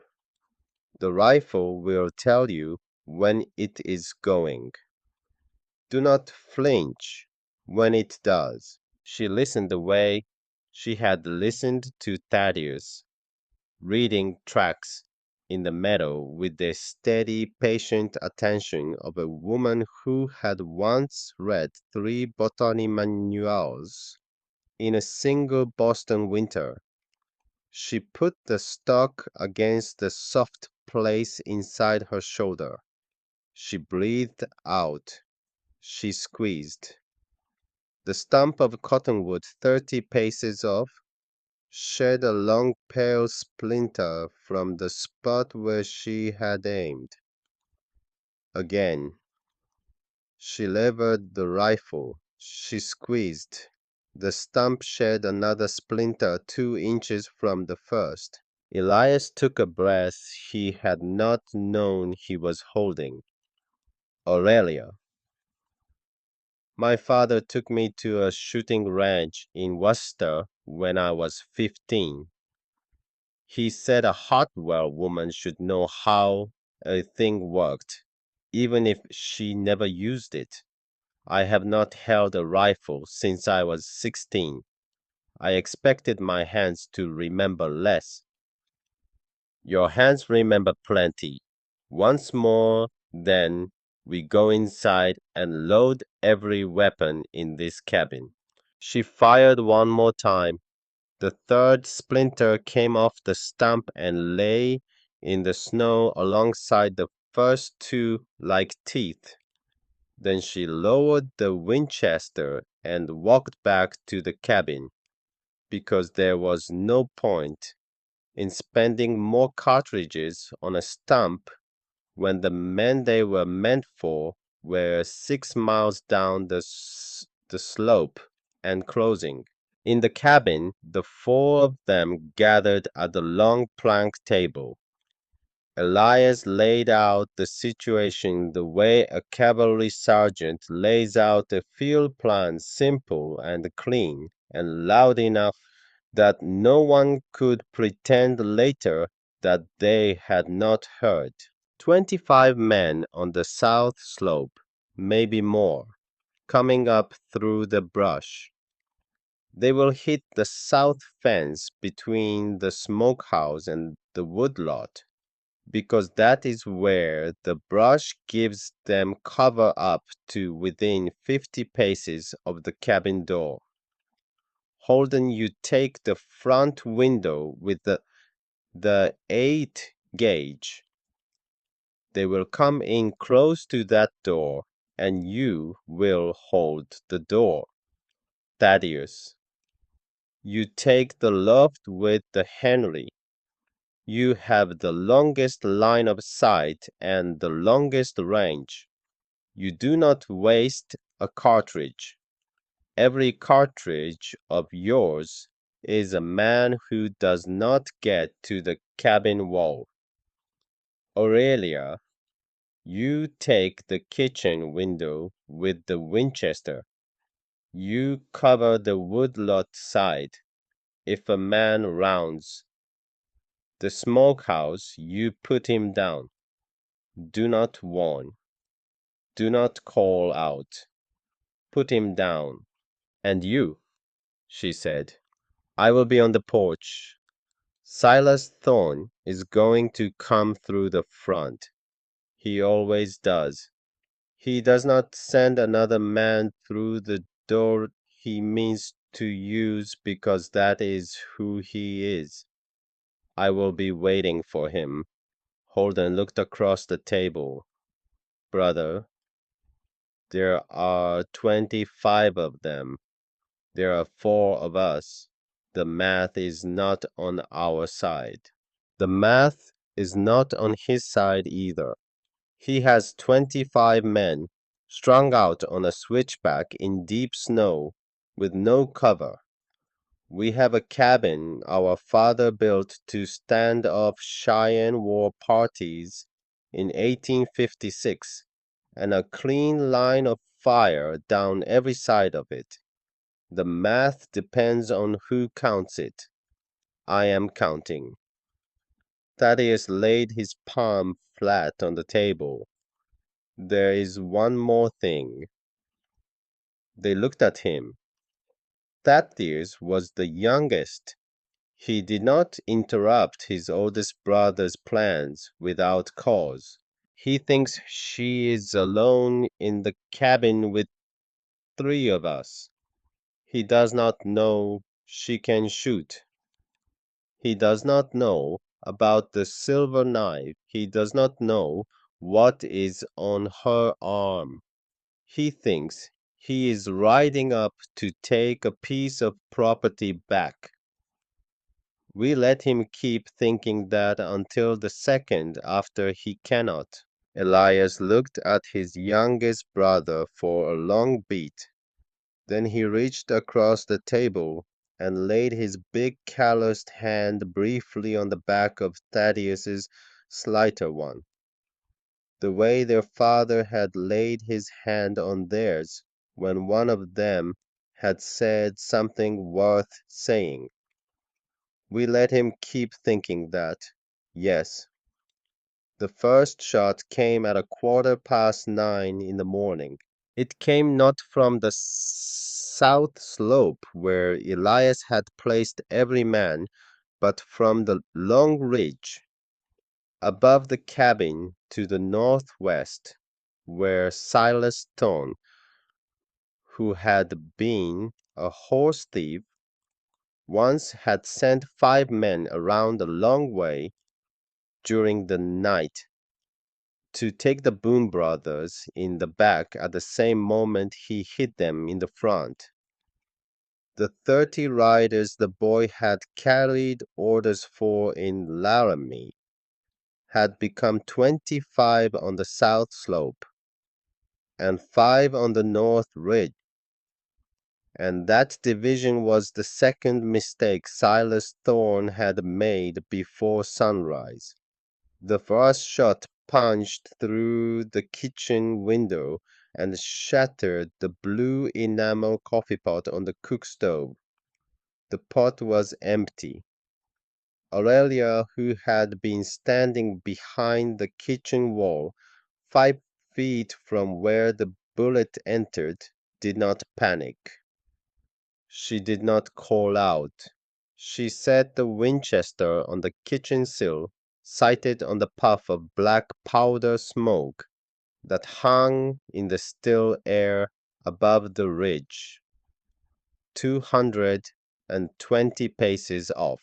Waited the long 3 count for the man to lift his head again to see what he had hit and squeezed. The man on the ridge dropped his rifle and sat down very slowly in the snow, and then lay back as if he were tired. He did not get up. In the loft, Thaddeus saw the second shooter move on the ridge to fire on the muzzle flash from the kitchen window, and Thaddeus, who had been a quiet boy in Charleston and a quieter boy on this mountain, and who had read more poetry than was probably good for a Wyoming rifleman, settled the Henry's brass front sight on the second shooter's chest and breathed out. The Henry coughed. The second shooter went down on top of the first. Then the south slope opened up. They came out of the brush at the south fence, the way Elias had said they would, 20 riders abreast, with Silas Thorne 3 lengths ahead on a tall blood bay horse, his marten-lined coat thrown open, a Spencer carbine across his pommel. He was not yelling orders. Silas Thorne never yelled. He simply rode at the cabin the way a man rides toward something he believes is already his. Holden Boone, at the front window, lifted the 8 gauge and took the lead rider on Thorne's right. At 30 paces, the 8 gauge took off most of the man and most of the saddle and a large piece of the horse's withers. The horse went down screaming. 2 horses behind it tangled in the kicking legs of the dying one and went down too. Thaddeus in the loft fired the Henry 3 times in 7 seconds and put down the riders on the far flank, the ones swinging wide to come around the woodlot. Aurelia in the kitchen picked up a fourth man who tried to round the smokehouse on foot with a torch, and she did not warn him, and she did not call out, and she put him down the way Elias had told her to. Silas Thorne reined up at 50 paces from the porch, and he saw the 3 brothers' rifles, and he saw the kitchen muzzle, and he heard the loft Henry, and he understood for the first time that the cabin had 4 shooters, not 3, and that one of them was a woman who was not supposed to know which end of a rifle the bullet came out of. The pale eyes, the color of Cold Creek water, flicked once toward the kitchen window. He did not need to see her face. He saw the barrel, and he saw the steady way it was being held, and he understood that whoever was on the other end of that rifle was not afraid of him, that more than the muzzle itself was what stopped him cold. The woman he had branded on a kitchen table in October was supposed to be afraid of him for the rest of her life. She was not. He smiled, the small private smile that did not reach his eyes. Aurelia, he called across the snow, come out. I will not harm a hair on your head. Come out, and the Boone brothers live. She did not answer. Elias Boone stepped out onto the porch. He had the Colt revolver in his right hand holstered, the holster loose. The Winchester was leaning against the porch post within reach of his left. He had no coat on. He was wearing the wool shirt he had slept in and the same dark trousers he had ridden up the mountain in 2 weeks before. The sun was full up over the eastern peak now, and it caught the side of his face and the long thin scar on the back of his left wrist and the broad square set of his shoulders. And he looked for a moment exactly like a man his father had been 30 years before. On a different porch, on a different mountain, facing a different rider who had come for something he should not have come for. Silas Thorne, he said. He did not raise his voice. The cold morning carried it. Elias Boone. You are 8 miles inside my fence line. You have brought 25 men onto my land with the stated intent of taking my wife. She is not your wife, Boone. The marriage in Cheyenne preceded yours by 4 months. By Wyoming law, she is mine. By the law of her church, and by the law of her own consent, she was never yours. The marriage was unconsummated. The contract is void. You know that. You have known it for 4 months. The reason you cut her face in October is because you knew that very fact, and you could not bear it, and you decided that if you could not have her, you would mark her so that no other man would. It did not work, Silas. I bought her in your auction. I am keeping her. And you and I have one more piece of business between us before this morning is finished. What business is that, Boone? Powder River, 1875. A burned house. A woman in the dooryard. Her sister and a child in the kitchen. A Circle T branded on a string of stolen Cheyenne horses you sold to a man named Bell in Casper a week later for $640. I have been hunting the fifth man in that party for 3 years. You are the fifth man. For the first time in 20 years of riding under a name that was not his, Silas Thorne's face moved. He did not speak for a long moment. The blood bay under him stamped once in the snow. The remaining riders behind him, perhaps 15 of them still mounted, sat very still because they had been told they were riding up a mountain to recover a runaway wife from 3 trappers, and they were now hearing their employer be accused in plain daylight in front of all of them of the murder of a cavalryman's wife 3 years before. You have no proof of any such thing, Boone. I have her arm. Whose arm? The arm of the woman in the kitchen window.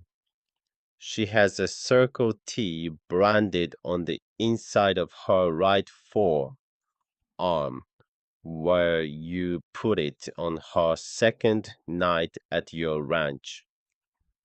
The same iron you used on the Cheyenne horses in 1875, the same iron.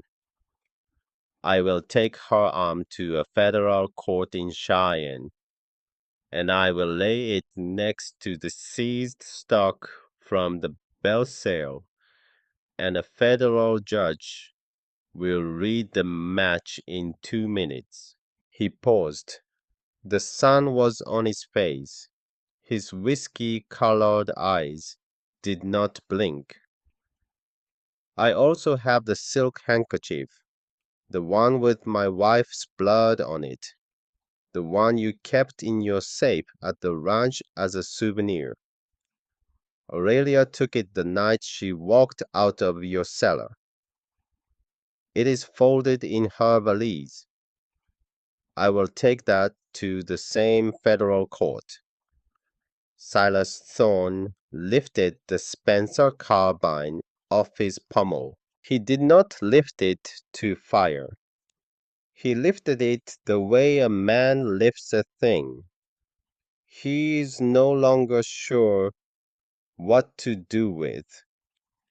His free hand, the left one, slid down very slowly toward the ivory butt of the navy colt at his hip. In the kitchen window, Aurelia Hartwell sighted the Winchester on his chest. She did not fire. She waited. She had decided during those 3 shots into the cottonwood stump that she would not fire on the man who had put the brand on her arm until he had drawn first. Not because the law required it. The law of Wyoming required nothing of the kind, but because she did not want the rest of her life to start with a shot fired into the back of a man who had not yet committed to drawing on her husband. She wanted the rest of her life to start clean. She wanted Silas Thorne to choose. He chose. His left hand cleared the holster faster than a man his age had any right to move. The Navy Colt came up. It was not aimed at Elias. It was aimed at the kitchen window. He had decided in the half second since Elias had spoken about her arm that the woman in the kitchen window was the only piece of evidence he could not afford to leave standing. 3 shots fired in the same instant. The first was Aurelia's. It took Silas Thorne in the upper chest, just inside his left collarbone, and turned him a quarter of the way around in the saddle. The second was Elias's. The Colt revolver came clear of the holster and went off level at the hip, and the round took Silas Thorne in the throat. The third was Silas Thorne's. The Navy Colt fired as his hand jerked, and the bullet tore through the kitchen window an inch above Aurelia's head and buried itself in the flour barrel behind her, and she did not flinch. Silas Thorne sat in the saddle for a moment longer.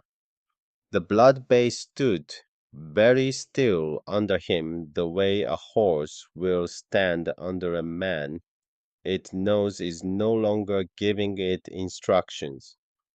Silas's head came down very slowly onto his chest. Then he slid sideways, the way a man slides off a saddle when there is no longer anyone driving the body, and he hit the snow under the horse's hooves on his left side, and he did not move again. The broad bay shook itself once and walked riderless 15 paces out of the line of fire and stopped. The 15 riders behind Silas Thorne sat on their horses and watched their employer lie face down in the snow with his marten-lined coat spreading dark around him. And then one of them, a young man at the back, dropped his rifle into the snow in front of his horse. And then the man next to him dropped his rifle, and then another and another, until all 15 of the remaining Circle T men had laid their long arms in the snow and lifted their hands to their hat brims to show they were empty. They were not loyal men. Silas Thorne had never paid them well enough for loyalty. They were simply men who had been told a story about a runaway wife and three trappers, and had now learned in the space of 2 minutes that they had been told a different kind of story altogether. Elias Boone stood on the porch with the Colt revolver smoking in his right hand. He did not lower it for a long count. Then he holstered it. He walked down off the porch into the snow.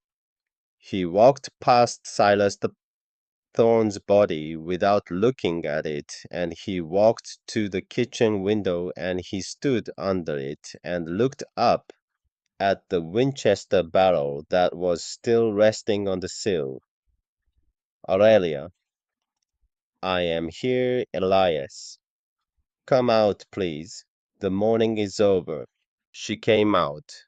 She came around the corner of the cabin with the Winchester held muzzle down at her hip, and her braided hair was loose at the temples from the kick of the rifle, and the cornflower eye and the storm gray eye were both on his face, and she walked across the snow to him and stopped 2 paces away. Is he gone? He is gone. You are sure? I am sure. She set the Winchester carefully on the porch step. Then she walked the last 2 paces to him. She did not look down at the man in the snow. She did not need to. She looked instead at Elias, and she said the words she had been turning over in her head since the moment she sighted the rifle on Silas Thorne's chest, and she said them quietly for him alone, but loud enough that the body in the snow might have heard them if there had been any hearing left in it. Thank you, Mr. Thorne. Thank you for showing me who you were before it was too late. I am free now. Then she did the one thing she had not done in 4 months, the thing she had refused to do on the cellar floor, and had refused to do on the auction wagon, and had refused to do under the burlap sack, and had refused to do across the fire in the rock hollow.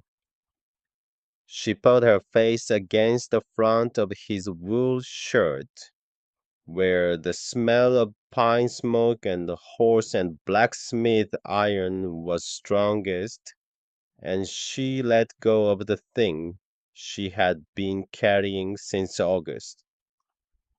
Her shoulders shook once. She made no sound. She had decided long ago that a Hartwell woman did not weep where men could hear it, and she did not break that promise even now.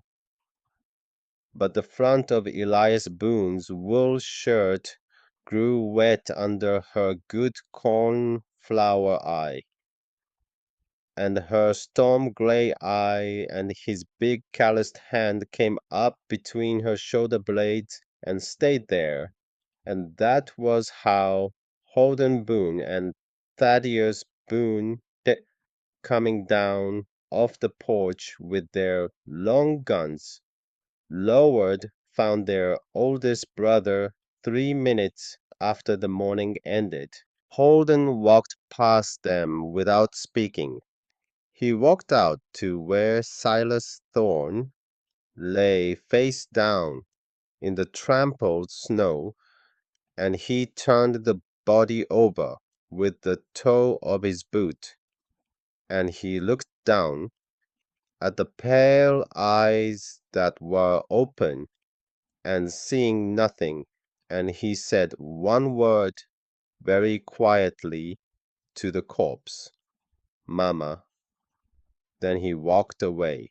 Marshal Warren Cole rode up the south slope at 2:30 in the afternoon with 8 Federal deputies behind him and the warrant for the arrest of Silas Thorne folded in his coat. He found 4 bodies on the ridge to the northwest where the loft, Henry, and the kitchen Winchester had spoken in the morning, and 7 bodies on the south fence where Holden's 8 gauge and Elias's Colt had spoken later, and 1 body in the trampled snow in front of the porch where Aurelia Hartwell and Elias Boone had answered Silas Thorne together.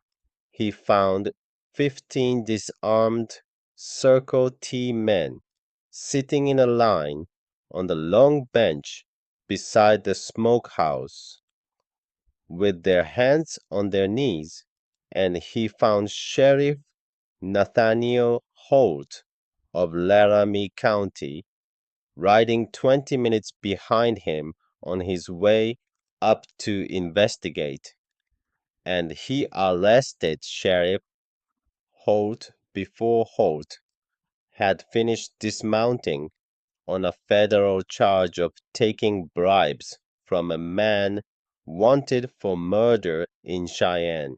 He stood on the porch with Elias Boone. He looked out at the long line of bodies and the long line of disarmed men.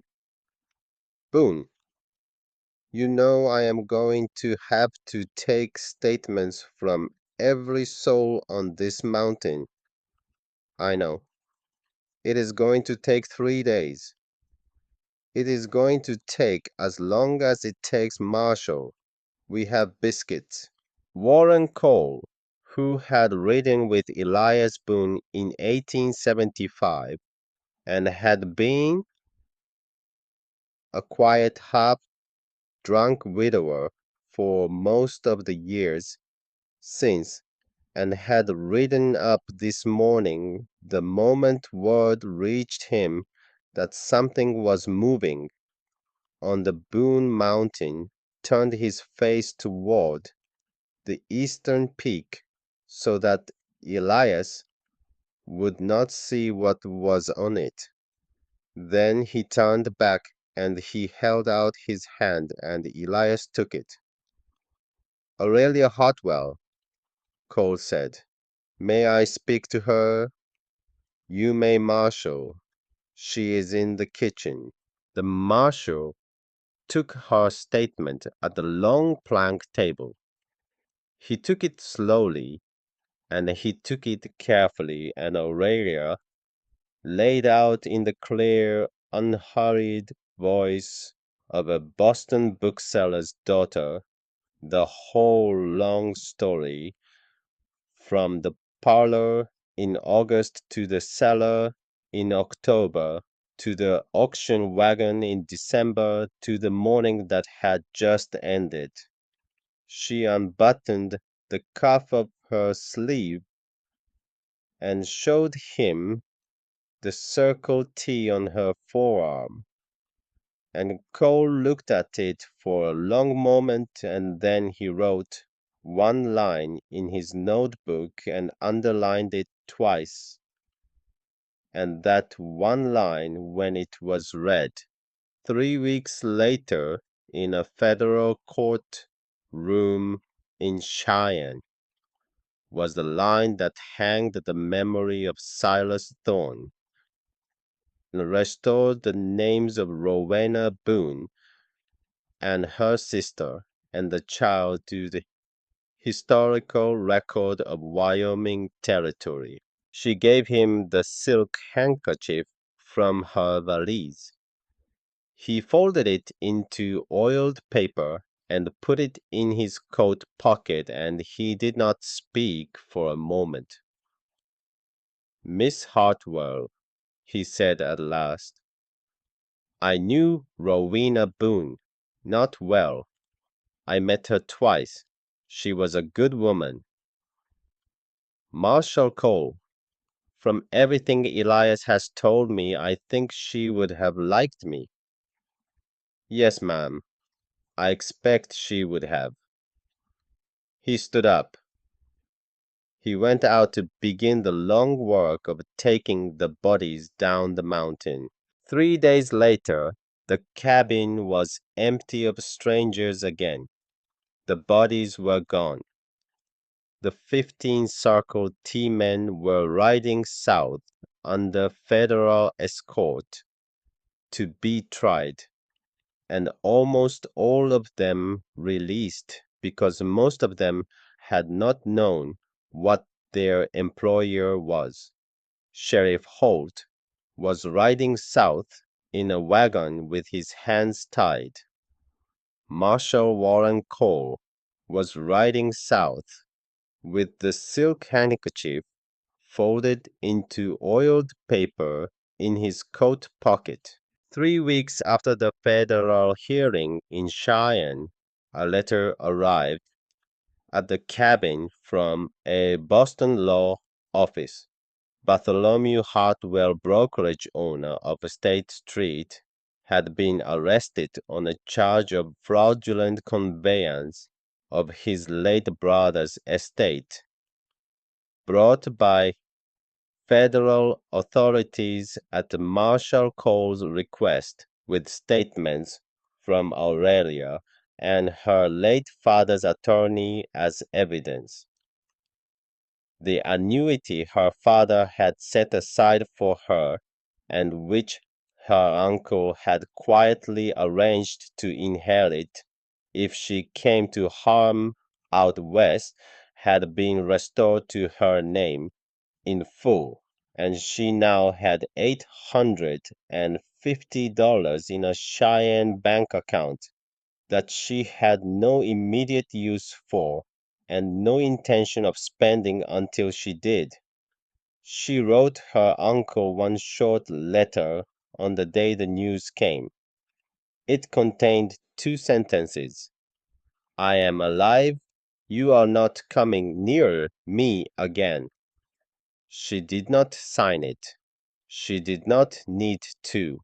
On the first night, the 4 people in the cabin sat down to supper without a long gun within arm's reach.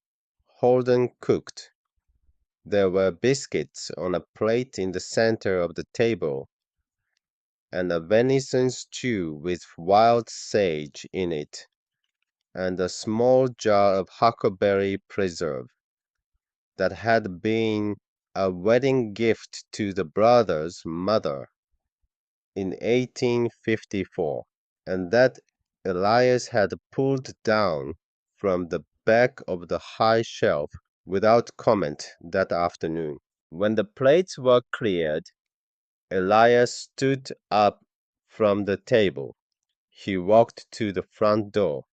He opened it and looked out at the porch where the morning had ended and where Marshal Cole's deputies had scrubbed the boards with snow and lye until you could no longer see what had been spilled there.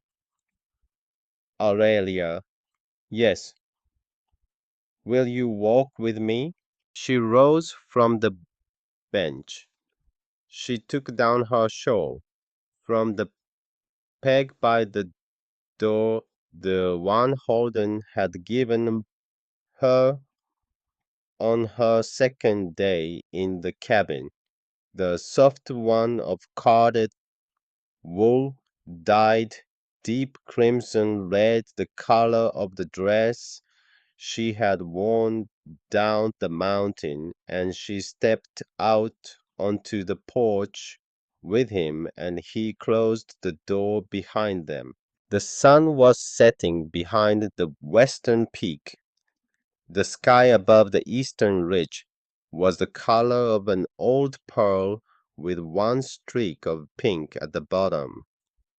The air was very cold and very still, and smelled of pine smoke and the snow, and very faintly of the wild sage Holden had put in the stew. He did not get down on his knee. Elias Boone was a man who would have felt foolish on his knee, and Aurelia Hartwell was a woman who would not have wanted him on his knee. He simply stood in front of her on the porch boards with his big rough hands at his sides, and he spoke the thing he had been turning over in his head since the moment her face had come out from under the burlap sack in the rock hollow 2 weeks before. Aurelia, I am 33 years old. I have one wife buried on the south slope, and another 4 months of the worst kind of marriage to undo on your record. I have a cabin and 2 brothers and a chestnut stallion and a forge that does not see enough work. I do not have a Boston parlor, and I will not learn to dance. I have killed men in war, that the Lord may yet take up with me, and 4 men I hunted down for Rowena, and one more this morning, and I do not regret the last 5.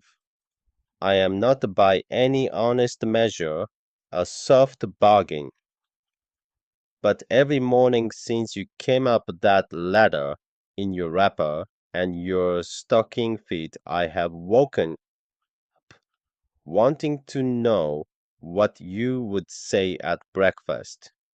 And every evening since the rock hollow I have gone to sleep on the floor by the door, knowing you were 6 feet over my head in the loft and being unable to think clearly for a quarter of an hour about anything else. I am a Boone man, and I do not say things twice, and I do not say things to fill the air. So I will say this once. Will you stay? She looked at him in the pearl-colored light, the cornflower eye and the storm-gray eye held his whiskey-colored ones for a long moment, and the long pink scar caught the last of the sun, and she did not lift her hand to cover it, because she had decided up in the loft on her first morning in this cabin that she would never again cover any part of her own face for the comfort of any man. She did not need to. Elias, when I was 19 years old, my father gave me a copy of Mr. Whitman's Leaves of Grass and told me to hide it from my aunts. I hid it in the hat box where I kept my mother's cameo. I read one line of it every night for 2 years, the way another girl might read the Psalms. There is a line in that book that says, I will not have a single person slighted or left away. It is the only line of poetry I have ever loved enough to live by. When I stood on that wagon in Laramie under the burlap sack, I told myself if I lived through that hour, I would only ever choose a man who saw me before he asked to see my face. You did. You waited. You took me out into a rock hollow in a snowstorm, and you let me lift the sack myself. Yes, Elias, I will stay. And it is not because you asked me.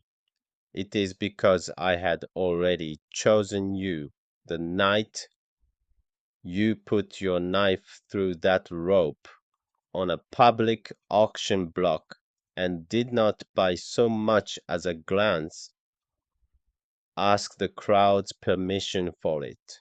He closed his eyes for one breath. Then he opened them and he reached into the pocket of his wool shirt and he took out a small ring he had been making in the forge. For 3 nights running, when he could not sleep and that no one in the cabin had asked him about. It was not gold.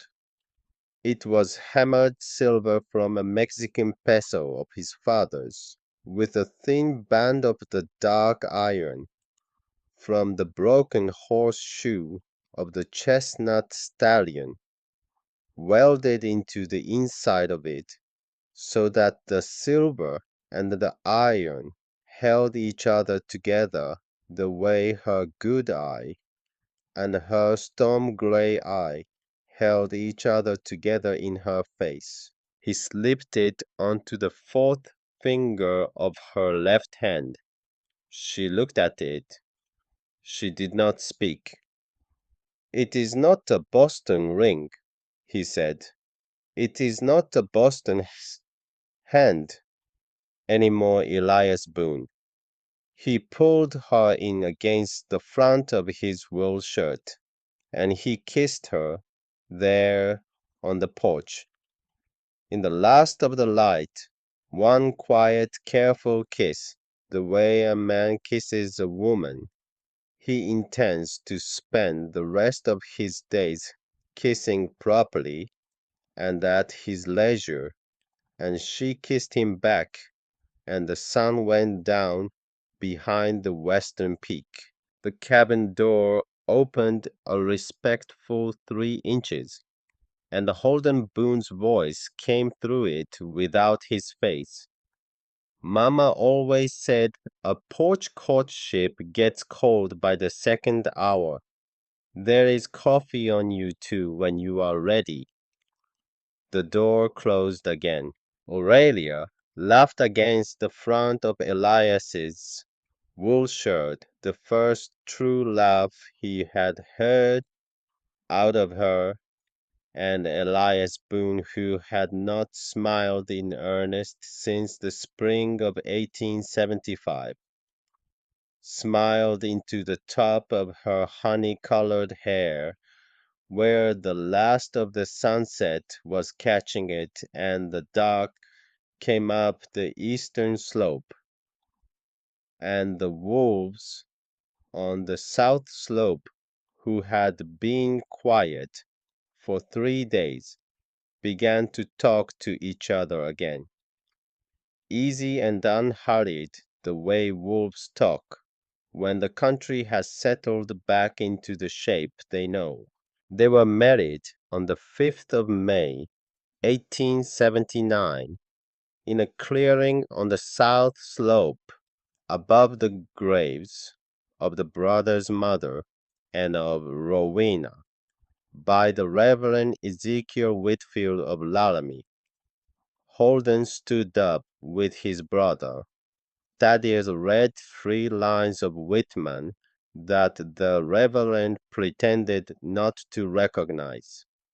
Marshal Warren Cole rode up from Cheyenne with a bottle of Kentucky whiskey and a federal court paper formally dissolving the unconsummated marriage of Aurelia Hartwell to a deceased man named Silas Thorne, and the paper was burned in the wedding fire after the vows because a Hartwell woman did not keep a marriage paper from a man who had branded her even after he was 3 months in the ground.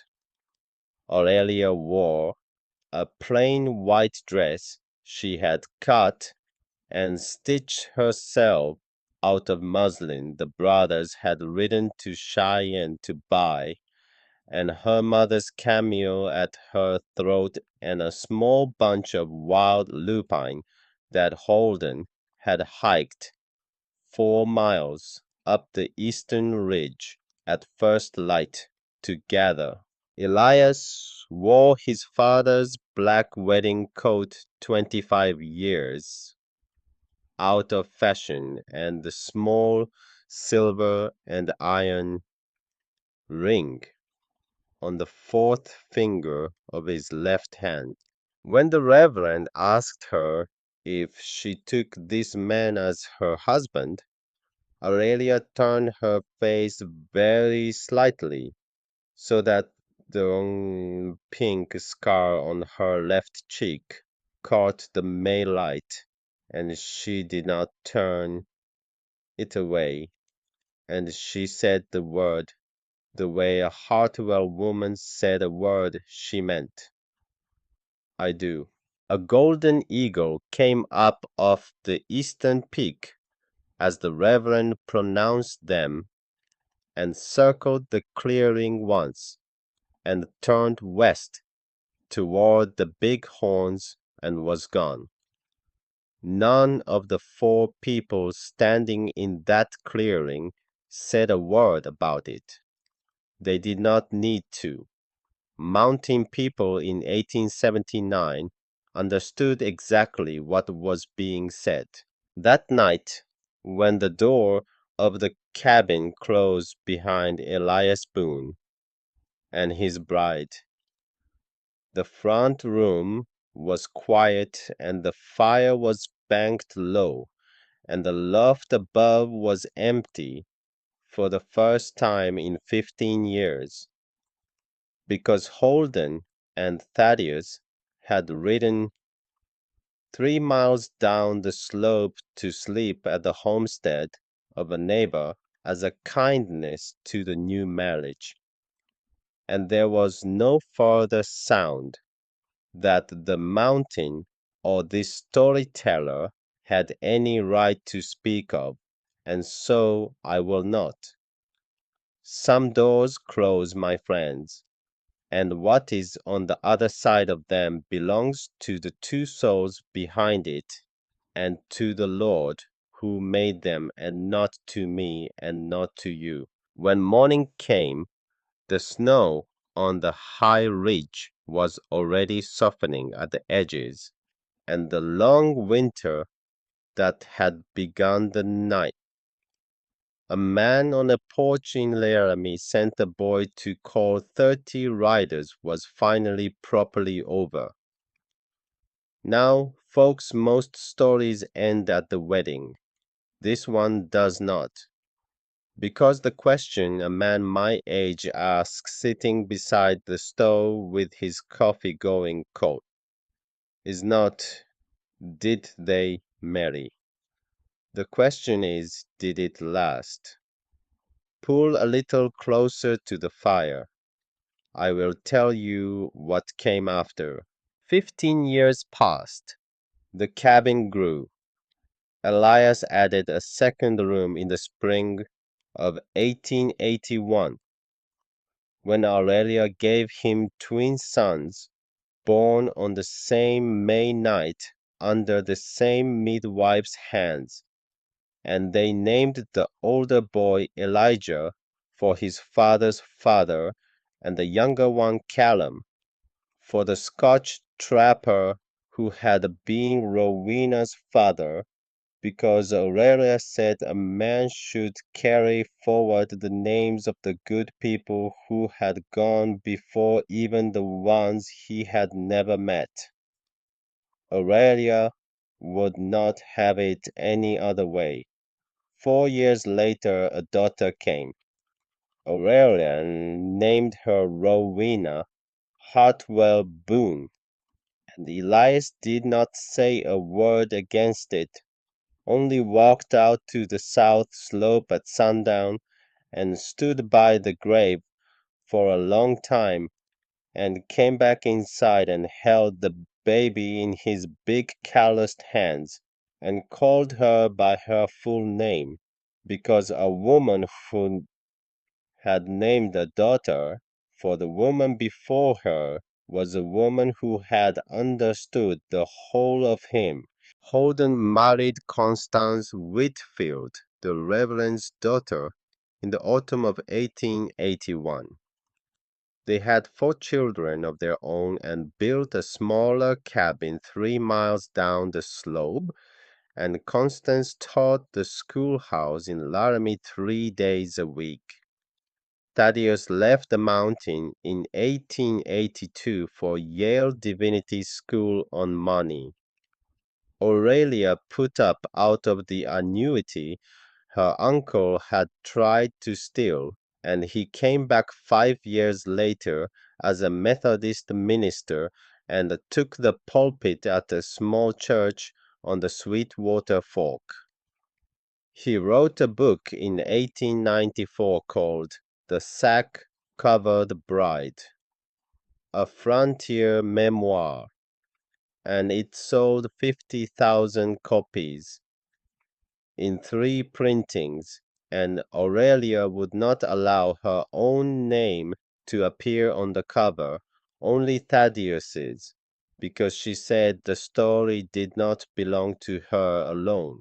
Marshal Warren Cole rode up the south slope every Christmas Eve until 1897, when his horse came home without him on a January morning, and they buried him beside Rowena and the brother's mother on the south slope, because he had asked in his quiet, half-drunk way to be buried with friends.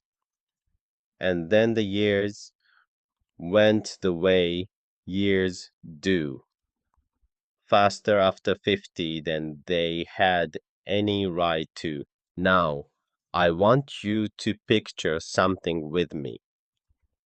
It is the autumn of 1923.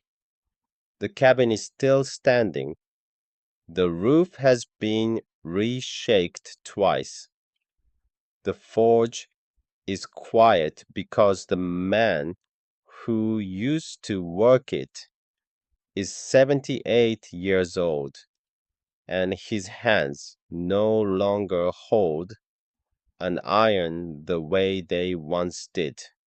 On the porch in a chair Elijah Boone built for his father out of split oak sits Elias Boone. His hair is full white. His shoulders are still broad. The whiskey-colored eyes are softer now, but they have not lost their quiet. Beside him in a smaller chair sits Aurelia. She is 67 years old. Her honey-colored hair is white at the temples and silver at the crown. The long pink scar on her left cheek has faded almost to a thread. She has never once, in 44 years, lifted a hand to cover it.